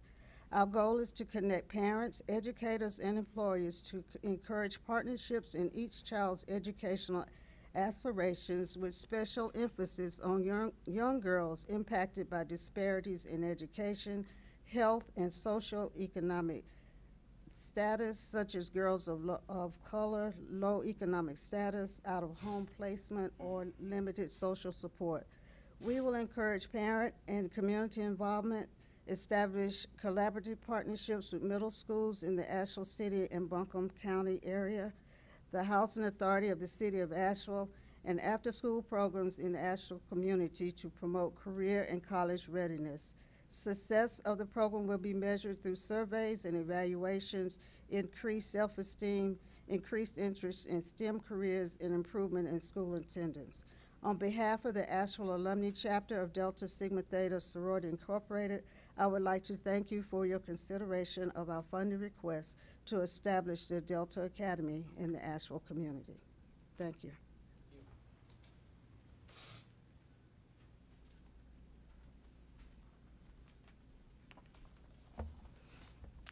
Hi, I'm Janet Hurley, and I'm the co-founder and co-director, along with Tamiko Ambrose Murray, of Asheville Writers in the Schools and Community, and Word on the Street, an online magazine program for arts and culture designed for youth, by youth, led by youth of color. But today I'm here to talk a little bit about Family Voices, another one of our programs. And after all the presentations, I thought it might be time to take a little poetry break. So this poem was written by a family who came to one of our Family Voices evenings. They're of Latinx descent, Jorge, Jesus, and Valentin. It was written in Spanish, but fortunately for me, translated into English. And I'm going to share that with you. We are from colorful traditions, food and music. We celebrate Christmas and New Year's. We dance and sing with our family. We are from the aroma of cinnamon and boiling milk, the scent of spring, and filled with the smell of boiling chili. We are from the mountains with trees and rivers. We are from Christmas and snow and trees and houses. We are from sounds. I listened to Prince Royce because he stole my life away. For those of you who don't know Prince Royce, Jorge would tell you he is a fabulous Latinx pop singer. So he needed to put that in there. So this I'm reading from one of our anthologies that we published. The program is pretty simple. We place teaching artists into third grade classrooms for 10 weeks, sometimes longer. They go in once a week to each third grade classroom. They work with students on narrative and poetry using very experiential, creative, and fun writing activities. And then every other week, families from the third grade are invited to the school. They share a dinner, and then they write together as a family, the parents or however they term their families. They're not there to actually learn how to teach their kids to write, just to enjoy the power and pleasure of writing. And what we see is that families who have historically been ignored, have not had the opportunity to share their experience, their strength, their wisdom, their joys, their hopes, their goals, come together, form community, and really feel much more connected to school and to their children's learning. I'd like to just share one more story from Kewan, who is an African-American third grader. He came to Family Voices with his grandmother, and his title is My Writing Experience. That's it. Okay. Sorry. Thank you.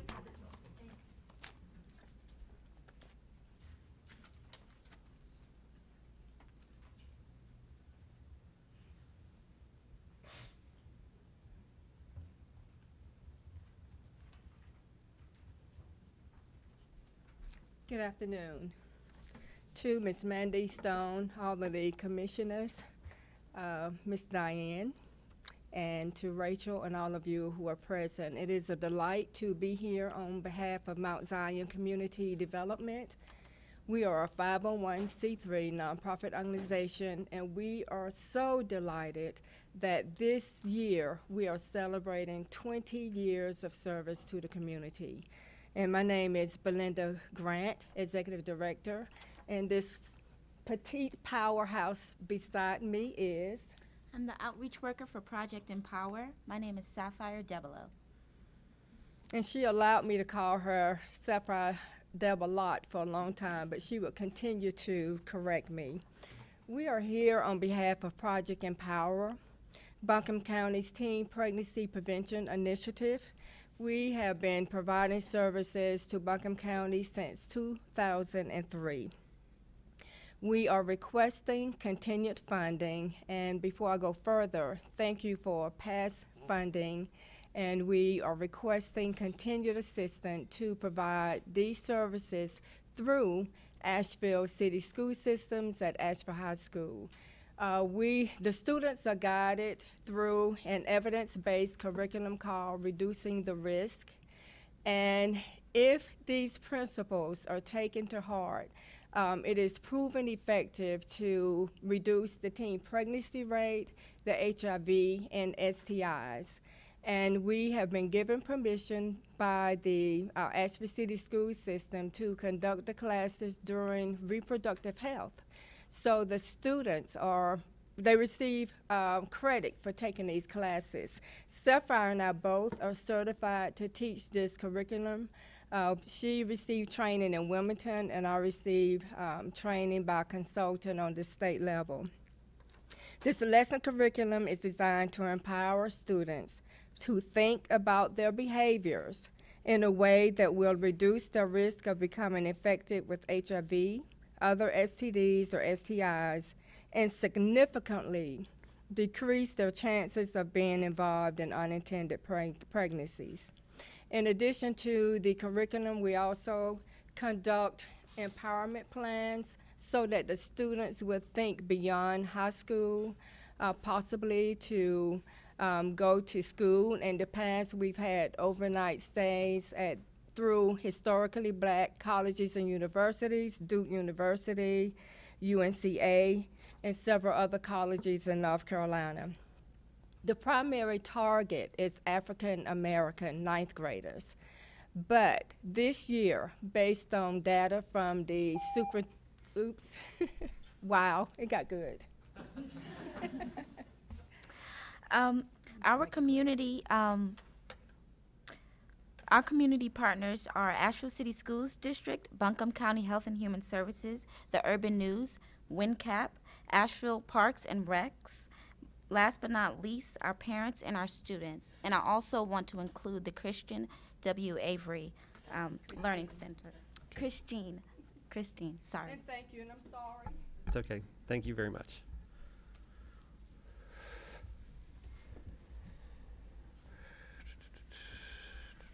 Greetings, Commissioners. Thank you for your time today to share information on programs that are a benefit to the county. I'm Linda Lamp with WNC Communities, an organization dedicated to rural community development, agriculture, and forestry. We are pleased to continue the 69-year tradition of the WNC Honors Awards designed to recognize communities in the region for implementing a variety of best practices, everything from community gardens, farmland preservation, after-school tutoring, and senior meal sites to health and wellness programs, as well as numerous festivals and educational opportunities to celebrate our mountain's great art, craft, and music traditions. 11 communities from Buncombe County were awarded $7,500 through this program last November. Another program is the Journey Scholarship, created to support local youth in their pursuit of higher education. Last year, 3 scholarships totaling $5,000 were distributed to youth in this county to attend NC State, Chapel Hill, and AB Tech. WNC Communities provides administrative support to regional focus groups like the Regional Livestock Center, Mountain Cattle Alliance, the Brewers Grains, Beef Cattle Commission, Dairy Commission, and the Hemlock Restoration Initiative. Last year, we completed the management of a 3-year plan for Blue Ridge Food Ventures to successfully become their own self-sustaining nonprofit venture as a shared-use food production facility for entrepreneurs. Many small businesses located in this county have benefited directly from the continuation of Blue Ridge Food Ventures to what is now known as the Center for Agricultural Food Entrepreneurship, or CAFE. A few of those small businesses that benefited are Lusty Monk Mustard, Monkey Foods, No Evil Foods, and Roots Hummus, just to name a few. It is important to recognize that Buncombe County has partnered with WNC Communities for almost 7 decades, providing support critical to sustaining the organization to ensure that we will be here to manage and administer state-funded programs that become available for our region. I would like to also reflect on the success of the Regional Livestock Center, with estimates of 1/3 of the farmers using the facility coming from this county. Since opening in March 2011, 125,000 head of livestock have been sold for $98 million. By the end of 2018, producers will be celebrating over $100 million in sales, and we're very grateful to Buncombe County for supporting that effort and many of our other programs. It's been an honor for us to be of service in community development, agriculture, and forestry for the past 69 years. Thank you for your continued support. Thank you. Good afternoon, Commissioners. I'm Ann Flynn, the Executive Director of VITA Succeed, and I have with me today Dr. Catherine Alter, our Board Chair, and Dr. Bobby Short, a Board Member. We appreciate this opportunity to ask you for funding to support our project today. We have several of the same goals of the Buncombe County sustainability goals. One is to increase the number of children reading on grade level by the end of 3rd grade and to increase parent and community involvement in schools. If we receive county funding, we're going to use that funding to go into 3 more county schools. We're in 3 county schools right now, and we want to add 3 county schools. Just a brief overview of who we are. In 2011, the late Isaac Coleman and Dr. Catherine Alter, along with 6 other community members, was really concerned about the achievement gap in the city and county schools, and they came together and they started VITA Succeed. And it has been very successful almost from day one. In the first year, we had 6 students. In the first year, we had 11 students, and this year, we're looking at providing services to over 140 students. Our mission is to support the city and county elementary schools in reducing the literacy achievement gap by providing tutoring to less well students in grades K through 3 and help them reach 3rd grade reading level by the end of 3rd grade. We have 2.5 full-time staff members and 140 plus highly skilled volunteers. Our office is donated by the Housing Authority, and we're located in the Pisgah View apartments. In our educational system, children learn to read by the end of 3rd grade, and they read to learn from 4th grade on. The tipping point is third grade. If students are not on grade level reading by the end of third grade, they're 4 times more likely not to graduate from high school. If they're African American, they're 10 times more likely not to graduate from high school. If you fast forward into adulthood, low literate adults are over 10 times more likely to receive public financial assistance and on the average only earn $300 a week, even if they're employed full-time. At the end of the school year for 16-17, there were 41.32% of county third graders not on grade level reading, which means they have limited or partial command of knowledge and skills with regards to reading. Our program works. At the end of last year, 65% of our students in kindergarten that we work with in kindergarten were above or at grade level by the end of grade. Of those that were not, 52% were above or at grade level by the end of second grade. And of only 10% of the students remained with us at the end of third grade. This year we piloted a fourth grade program to pick up that 10% of the students who were still not on grade level reading at the end of third grade. Our volunteers are highly skilled and highly trained using a research-based Orton-Gillingham multisensory approach, which research has shown works best. Thank you. Read the application, the rest is in it. Thank you very much. All right, thank you to everyone from the educational resources groups. All right, next up we have 2 proposals in the environmental and community category, Asheville Green Works and Friends of the WNC Nature Center.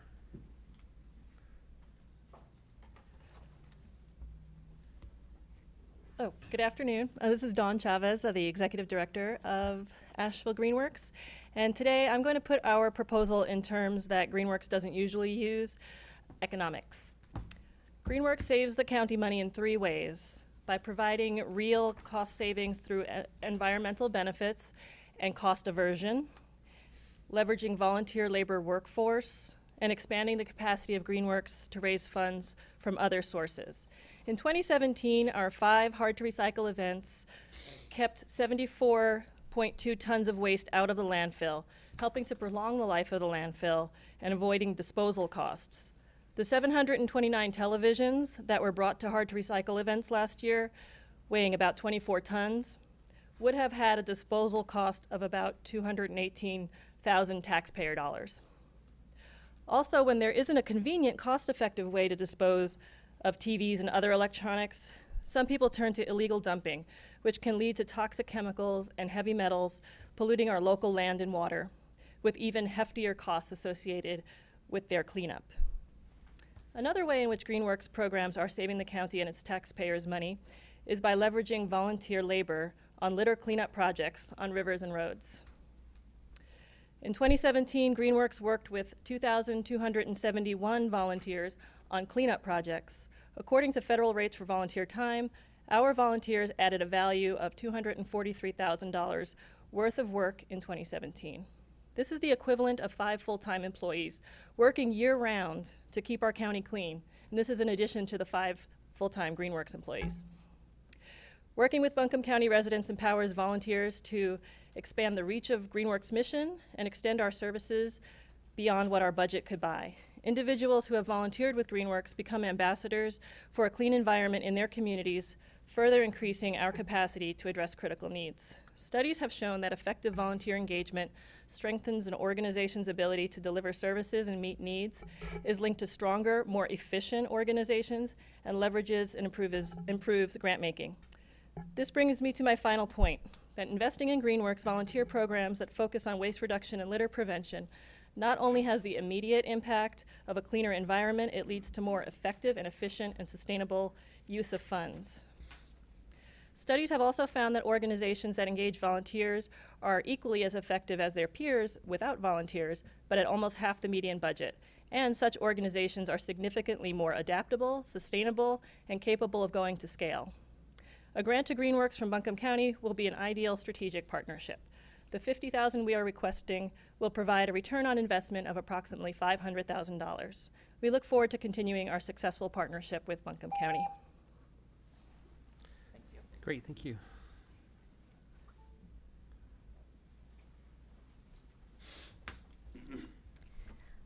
Hi, I'm Kelly Shanafelt, Executive Director of the Friends of the WNC Nature Center, and this is Lauren Pyle, one of our educators at the center. The Western North Carolina Nature Center has been a resource for education, family-friendly recreation, and natural resource conservation in our region for over 40 years. In the past 6 years, the center has seen a 56% growth in attendance. In 2017, over 144,000 people visited the center, and over 40,000 people of all ages participated in educational programming.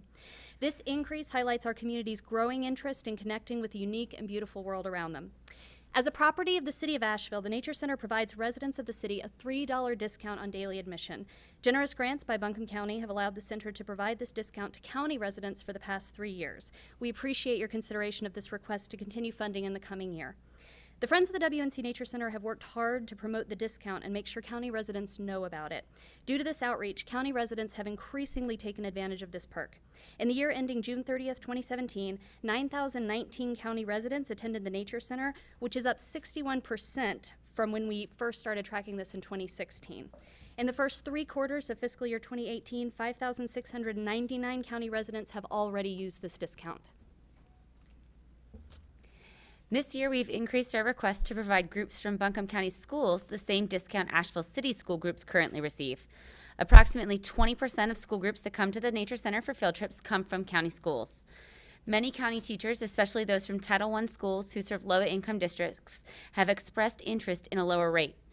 Many kids who come to the Nature Center have to pay for the cost of the bus in addition to field trip fees in order to have a learning experience outside of school, which research has shown to increase science learning and attitudes towards science. In 2017, 2,546 Buncombe County students attended programs at the Nature Center, and we expect more in the future if prices are lowered. The residents of Buncombe County clearly enjoy and take advantage of this program, and we at the Nature Center are incredibly grateful for the county for providing it. We thank you for considering to continue and expand this program and for all you do for Buncombe County. Great, thank you both. All right, next up is the Equity and Access group. So the 3 organizations with those proposals can come on up, and Asheville Area Arts Council will go first.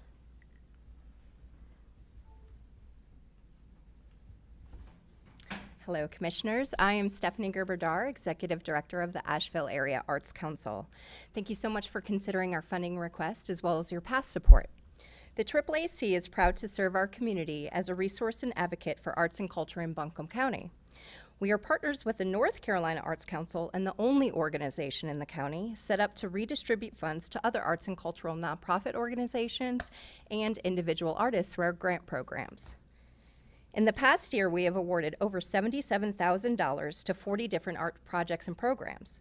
Our grants support a broad spectrum of our community, and our guidelines encourage organizations to work with artists of color, provide access to low-income audiences, and prioritize neighborhood and school-specific community engagement projects. For example, the AAAC has supported programming for Youth Outright, Elida Homes, Delta House Jazz Band, Leaf Schools and Streets, Asheville City Schools Tapas Program, Asheville Community Theater, Asheville Writers in the Schools, among many others. The grants we provide reach over 30,000 people annually and put nearly 1,000 artists to work. None of this would have been possible without Buncombe County's funding assistance, which bolsters the dollars amounts that we distribute. The AAAC is committed to increasing grant proposals to reflect the diversity of Buncombe County. In order to achieve these results, we're requesting $75,000, which will increase the amount of grant funds we distribute throughout the county by $30,000. It will also allow us to bring our informational sessions on our grant programs outside of the AAAC's 4 walls and to all corners of the county to notify new applicants of resources available and share the AAAC's mission to support access to the arts for all. In addition, we will offer in-depth grant writing workshops for individuals and organizations to enhance their knowledge of best practices when putting together proposals to help them grow their careers and programming respectively. Our request to the county this year will also allow us to continue the funding of the Creative Vitality Suite, an online research-based economic development tool that provides high-quality data and reporting on Buncombe County's creative sector. The purchase of this CV suite is in partnership with the Asheville Chamber of Commerce's Economic Development Coalition, Center for Craft, City of Asheville, River Arts District Artists, and UNCA. The most exciting thing about this data is that we now have proof. we have the quantitative information to illustrate the impact of the creative sector on our economy. The preliminary data on Buncombe County tells us that there are a total of 7,993 creative jobs, 343 more than in 2015, and that the 2016 creative industry earnings totaled $397.8 million. This just skims the surface of the data available to us. Later this summer, our team is planning on sharing a joint report with all of you, as well as to city officials, so you can be aware and confident of the impact of the creative sector on our economy. Please, thank you very much. Yeah. Great job. Thank you very much.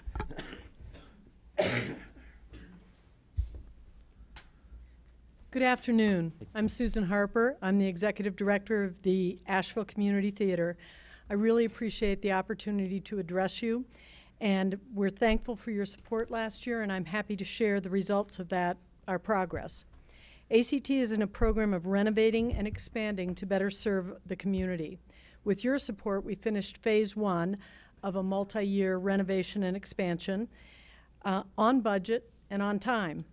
We completely renovated our 46-year-old performance space and backstage areas. Some significant facts about that: we brought our building up to code, our 46-year-old building. Who knew how far out of code a 46-year-old building could be? Took 2.5 miles of conduit to meet code. We met the national standards for handicapped accessibility. We installed all new LED lighting, which is a major improvement over old theater technology and more energy efficient.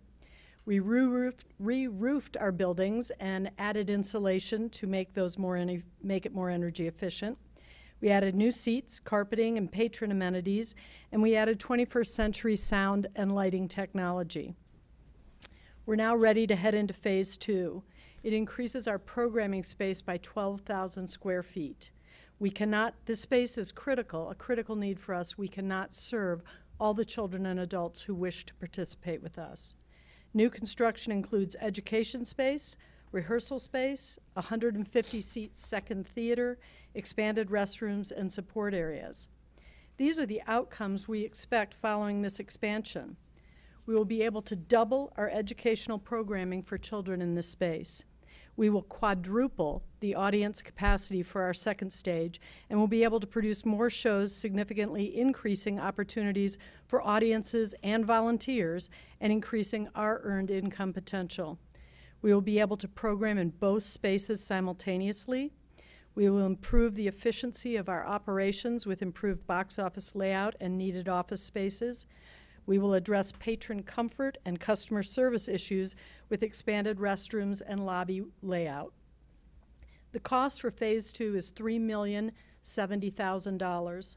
To date, we have pledges of $734,913, which is 24% of the goal. We're requesting the support of Buncombe County of $150,000 for this phase. Our project serves all areas of the county and every commissioner district. We're open and welcoming to all who want to participate. A key value of ours is accessibility, and we have many ways the community can volunteer and participate for free.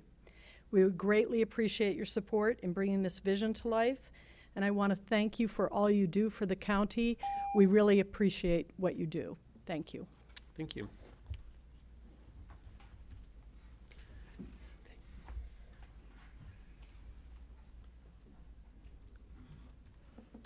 Good afternoon. My name is Kira Mulvey-Boulan. I'm the coordinator of the Asheville-Buncombe Food Policy Council, and it is my pleasure to be here today. This is our first opportunity applying for funding through this funding source, and we appreciate the opportunity.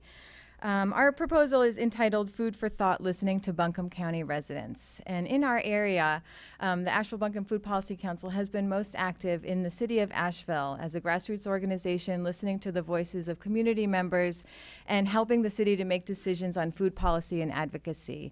It is our intention to be able to expand those services to help residents of the greater Buncombe County area to articulate and prioritize food policy and advocacy issues, to assist the county to be a leader in food policy, not only here in the county and provide services throughout the county, but also for the region. There's great models for this throughout North Carolina and Pitt and Durham County, there's aggressive food policy councils that are county driven and work on the county level. And throughout the country, in Dane County, in Wisconsin, and in LA County, there's really interesting and innovative work happening at the food policy level. And we'd like to see that happening. We want to acknowledge the good work that is happening at food policy here in Buncombe County through the Parks and Recs Department and the Buncombe Sports Complex and Orchard projects. There's interesting stuff going on. We know it's a priority within the Buncombe County Sustainability Plan. We have food equity and access, farm and food projects all listed within that program. Our proposal seeks to better understand what the community members' priorities and ideas for food system improvement and to build local leadership and engagement in food advocacy work. We seek to do that through strong partnerships we have established in this proposal with Bounty and Soul, based in Black Mountain. They're serving food insecure residents from throughout the county, people coming in service to access the services of Bounty and Soul. Through Nuestro Centro, who's located in the Emma community, serving primarily the Latinx community and immigrant communities. The Lord's Acre, whose headquarters is in Fairview, and they're working with more rural populations in conjunction with Enka Middle School and the United Ways after school programs, the Buncombe County Middle School Success Initiative, in Enka Middle School and also in Irwin Middle Schools. And in addition to Emma Middle School, those are communities that are serving our lowest income community members with highest free and reduced lunch eligibility rates. So with our partners, we'll be hosting listening sessions to have authentic, safe places for people to articulate and understand what's currently going on and how they can help the county to set aggressive, interesting, innovative food policy decisions going forward. So we're asking for your support to do this good work. Thank you for your time. Thank you. Okay, next up is the YWCA of Asheville.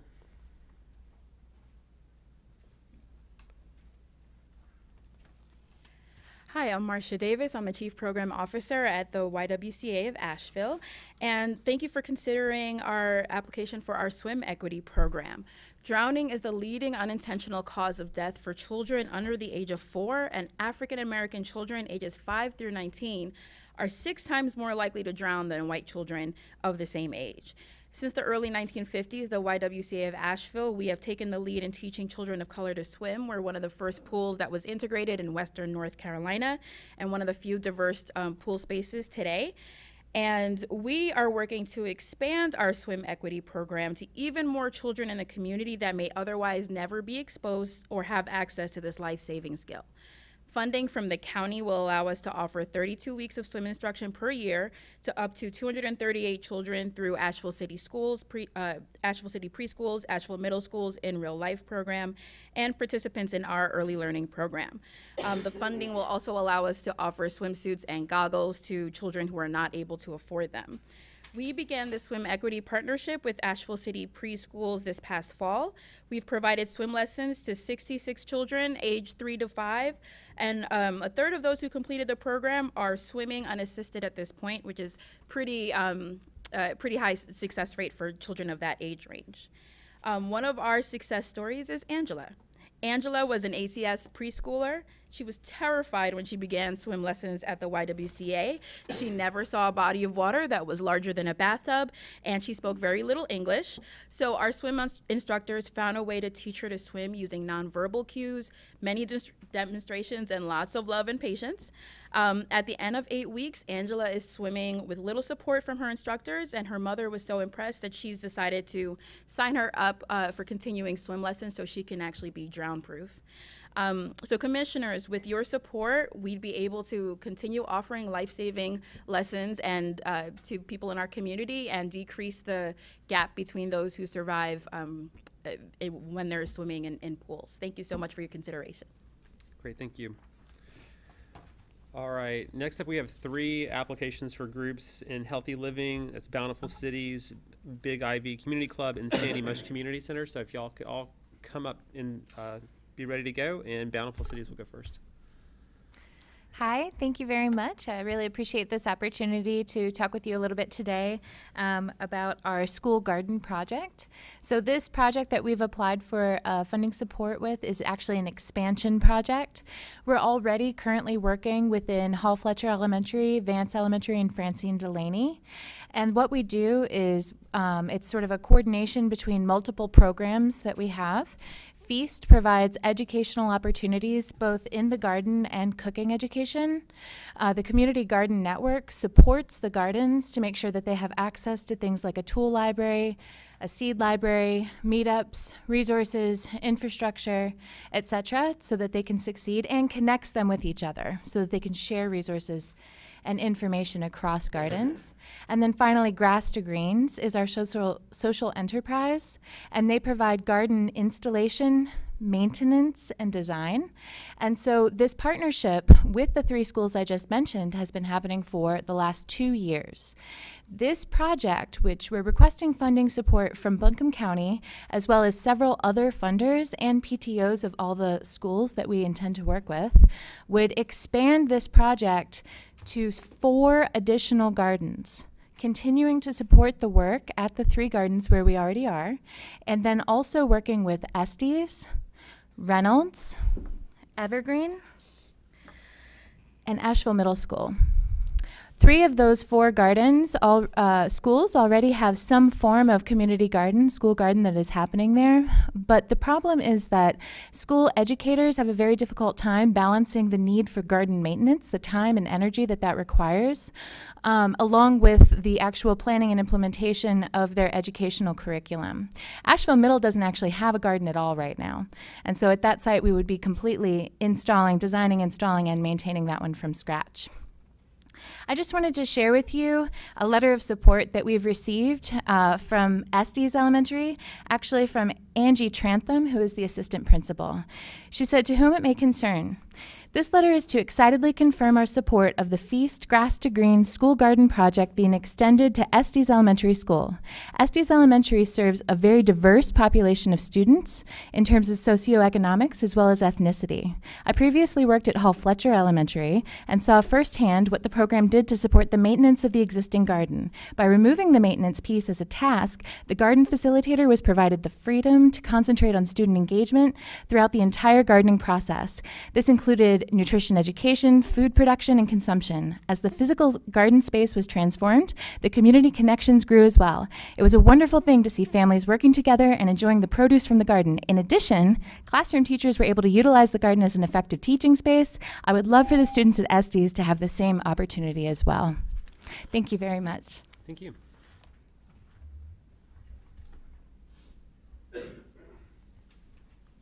Good afternoon. My name is Lynn Bevel. I'm the resource coordinator at the Big Ivy Community Center. And the Big Ivy Community Center is the heart and soul of the Big Ivy community in Barnardsville. 19% of our residents of the community are at or below poverty level. And so they depend on some of the services that our community center offers, like our weekly food pantry and our thrift store.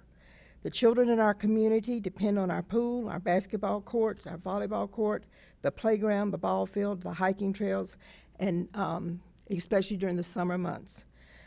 Our food pantry, which is last quarter served 1,126 families, is doing well, thanks to the 8 churches in our community who support us financially, either monthly or quarterly, and also the donations from our community members.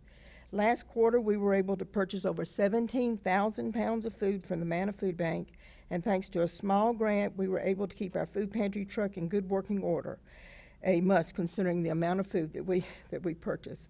We are blessed to have volunteers who give so much of their time to help us and those in need. A couple of weeks ago, the week of April the 10th through the 12th, and I'll tell you this story, the Buncombe Soil and Water Conservation District sponsored their Environmental Education Field Day there at the Big Ivy Community Center. 900 fifth graders from Buncombe County spent most of their days in 3 consecutive days at the center, going through stations on the days of the event where they learned about soil, reptile ecology, stream ecology, the water cycle, wildlife, pollinators, waste reduction, elk, and falconry from resource specialists. The students spent 20 minutes at each one of the stations listening and participating in hands-on learning activities. Buncombe SWCD was very lucky to partner with Big Ivy Community Center, and we were blessed to have them. It's the first time that that has happened. They were able to find lots of macro invertebrates indicating excellent stream health. The Big Ivy is ranked 100, the only site in Buncombe County to achieve this for stream quality through the stream monitoring of EQI. I tell you this story because of the significance it plays in our environmental health at Big Ivy Community Center. So the Big Ivy is a perfect place for our students to get in the creek, and during the lunch, of course, they got to spend time at the Historical Society. Okay. On the day that they arrived, Tuesday the 10th, we had 350 students, plus the sponsors and volunteers, and the water pump went out. So we spent all day long without any water. We were able to get, and anyway, I thank you for your time and your support. Thank you very much.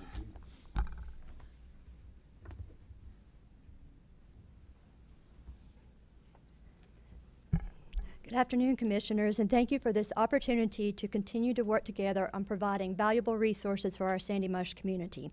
I'm Terry Wells, here to present this request for $45,000 strategic partnership funding on behalf of the Sandy Mush Community Center. With your support, we will continue to address these county priorities: increase access to higher education, increase the use of recreational facilities, services, and programs, and expand access to information. Preserving our heritage, strengthening our community's future. That is the overarching goal of the Sandy Mush Community Center. And our volunteers have really shown a true commitment to this goal.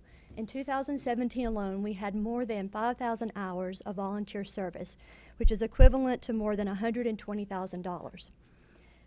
With our growth of programs and community involvement, we need to make safety and accessibility improvements to our Buncombe County-owned property. Specifically, our Sandy Mush 4-H Club wants to have a permanent home at the Sandy Mush Community Center. With your investment, we plan to rehab the 3rd floor of our community center, which is the historic Sandy Mush School building, and provide a space that our 4-H Club can call home.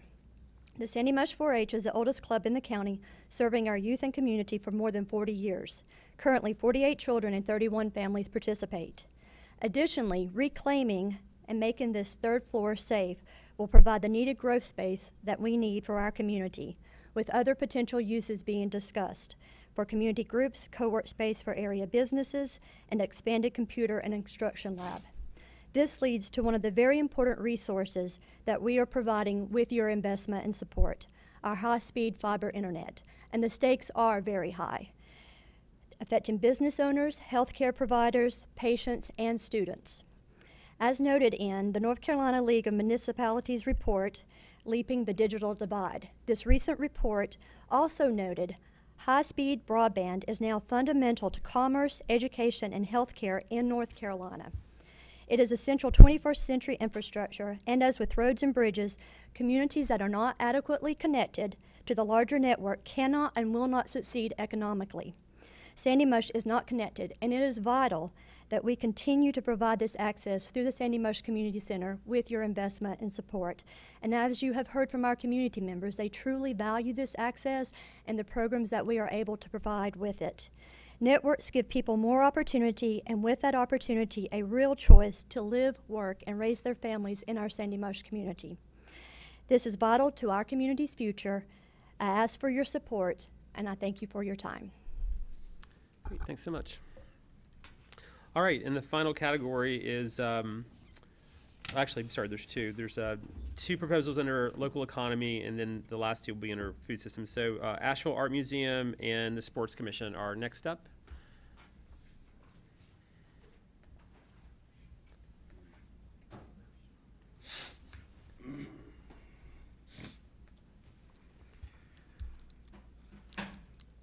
Hello.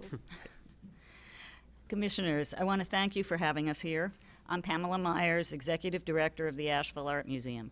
The museum has worked in partnership with Buncombe County to provide critical educational and cultural services to residents and visitors for almost 70 years. The Asheville Art Museum and its many supporters have requested support from Buncombe County to help complete the capital project to create the new Asheville Art Museum. The museum is a cornerstone of our community. It's a place for people of all ages to be inspired and educated. It's a place for contemplation and for civil discussion. It preserves our community's cultural history and artistic heritage through the preservation of important objects and the sharing of their stories. The new museum will celebrate Buncombe County and its diverse populations and be a necessary, welcoming, and inclusive community center. As one can clearly see any day in downtown Asheville, major construction is ongoing. This 65,000 square foot construction is projected to be completed in the fall of 2018, with a reopening anticipated in early 2019. The new museum design and construction team is overwhelmingly local, amplifying the significant local economic impact of this large undertaking. Local workers are on site every day, lending their skills and expertise to build this legacy project for our community. Post-opening economic impact will be equally substantial. In the first 9 months of 2018, the museum has already served 181,000 participants, including over 18,000 Buncombe County students. The museum provides programming with many partners, including North, East, West, Enka, Leicester, and Pack Memorial County libraries, many community centers, churches, businesses, and of course, pre-K schools through college. A mom recently told us, "My son has a learning disability and tot time is therapeutic for him because these activities give him a different way to learn and process his emotions. He's definitely better prepared for kindergarten." We're proud to bring significant share of private investment to our community. 79% of funds raised are from private resources. 51% of funds raised to date are from sources outside of Buncombe County, representing over $11.8 million in new investment. We have raised nearly $22 million and are 92% of the way towards our construction goal. Additionally, with $1.3 million raised towards an endowment goal, we're preparing for the museum's long-term success. With the county's continued investment, we are confident we will meet our goals. In this weekend's Washington Post, there was an article that was of interest. The article states, "The health of a city's cultural scene, and especially its art museum, directly affects its ability to attract ambitious businesses and the kinds of talented people who might want to work for them. If you're a city that wants to attract smart people, it seems pretty clear. Invest in your art museum." The Asheville Art Museum is a recognized leader in its field and a proud partner of Buncombe County. With your support, we look forward to opening the new Asheville Art Museum in 2019.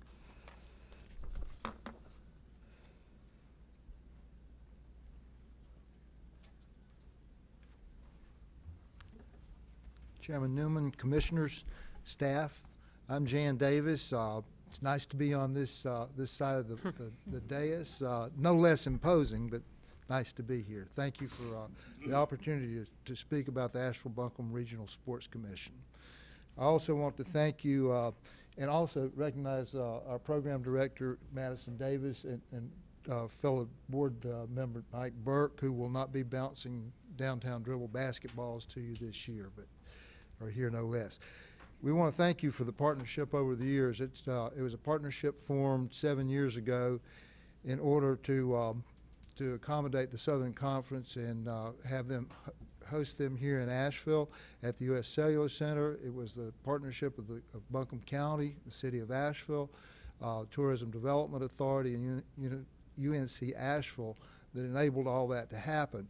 You were partners at the table fully for the first number of years with the Sports Commission. Everyone had a $45,000 share of that, plus the investment in the Southern Conference. We're asking this year for the $30,000 for support of the Southern Conference Championship. It was a very big success last year. Over 700 kids participated in the downtown dribble. We had record crowds. It was well done at 9 o'clock on ESPN with even a late game. We had a number of people here, and it was just a terrific time. Mascots visiting the hospital. It's a worthwhile endeavor. It's a significant happening in the city of Asheville and Buncombe County during the spring, and it's very important for us. So we hope you'll continue to support that.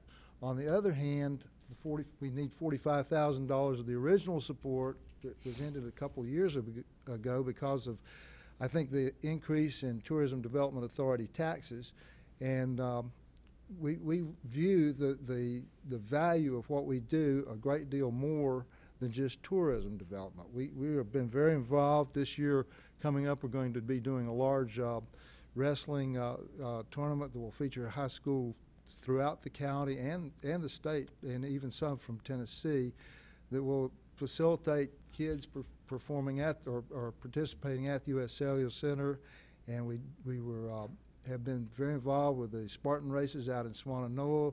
We have had recently the Fed Cup, which could possibly lead to the men's version of the Davis Cup tennis tournament. So these things are all possible, but it's requiring more and more manpower, more and more time to be able to do these things. So we hope you'll consider us favorably for our total ask of $75,000. Thank you. Thank you, Mr. Davis. Thank you all for being here.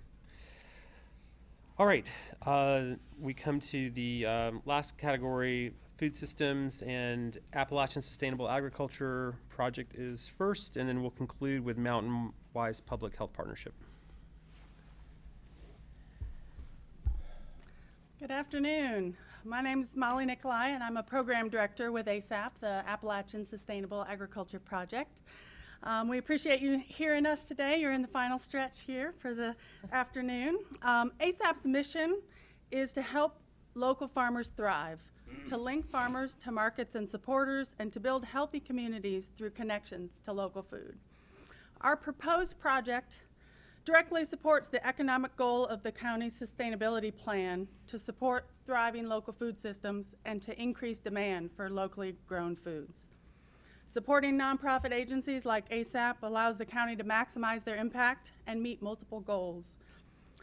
An established community resource, ASAP has been working to build and expand local food systems for over 2 decades, and support is needed to ensure our services and resources are accessible to all farms that we serve, which include more than half women, 36% low-resource farmers, and 32% new and beginning farmers. Research is critical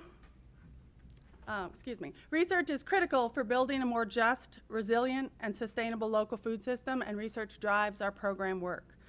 Recently, ASAP's Local Food Research Center published a report examining the shift in our region's agriculture from tobacco to local food. And over the last 20 years, Buncombe County alone has lost nearly 400 tobacco farmers. Today, while tobacco is almost gone in the county, we are excited to see increases in farmers producing both fruits and vegetables. In order to continue this shift from tobacco and create opportunities for new farms, demand from consumers and the diversity of market opportunities must continue to grow. Local and national trends show that consumers are looking for transparency, authenticity, and stories behind their food. A local food economy offers this, and we are creating the opportunities and environments for this engagement to happen. This includes our offering consumers firsthand experiences to engage with farms through our annual CSA fair, through our annual farm tour, and also drives demand through local food and farm promotions, such as our local food guide, our weekly market reports, and media coverage. In 2017, ASAP promoted almost 300 Buncombe County farms, farmers markets, and area businesses. While driving demand for local food, we are simultaneously building the capacity of farms to grow their business and increase their sales through training such as our annual Business of Farming Conference, and we work one-on-one with producers to connect them with local markets, including restaurants and groceries and area distributors. ASAP's work is directly connected to the county's vision of a community and environmentally conscious economy that is sustainable and diverse. With continued support, we appreciate you, and we'll continue that work. Okay, great. Thanks, Molly. All right. Hi. Hi. I'm the last one, so I'm sure you're happy to see me. I'm Nan Kramer. I'm the Community Health Coordinator with Mountain Wise. So Asheville is the 9th hungriest city in the nation.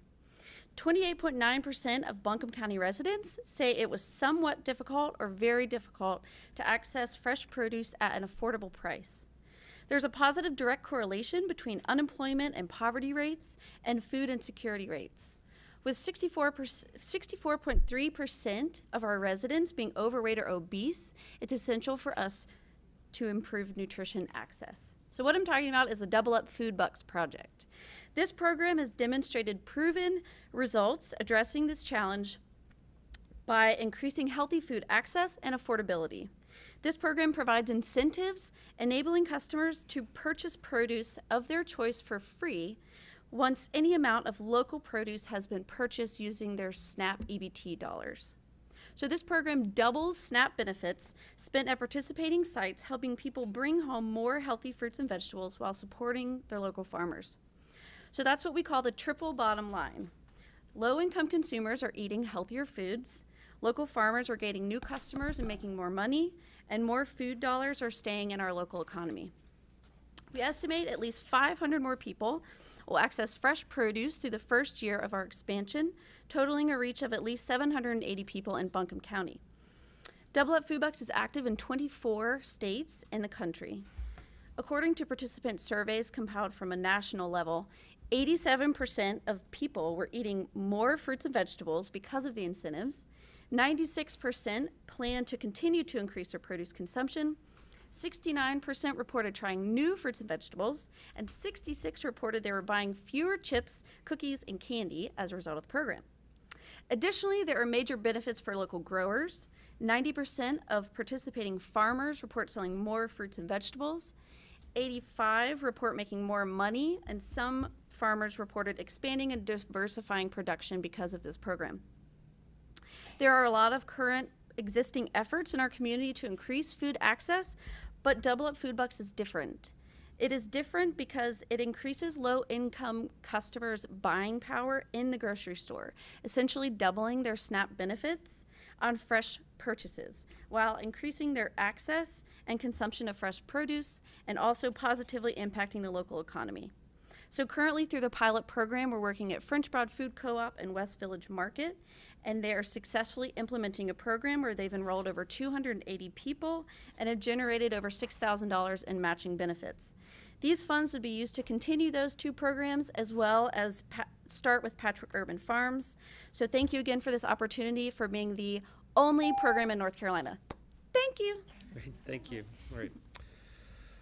All right, Commission, that concludes all the presentations. So is there any other business that we have to attend to during the work session? All right, so Mr. Frew? I was going to say not till 4 o'clock when we have a special call session for closed session. Okay, but we can't start that till 4? Correct.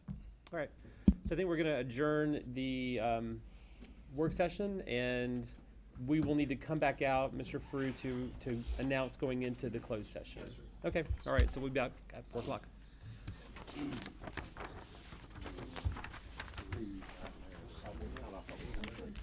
Sorry.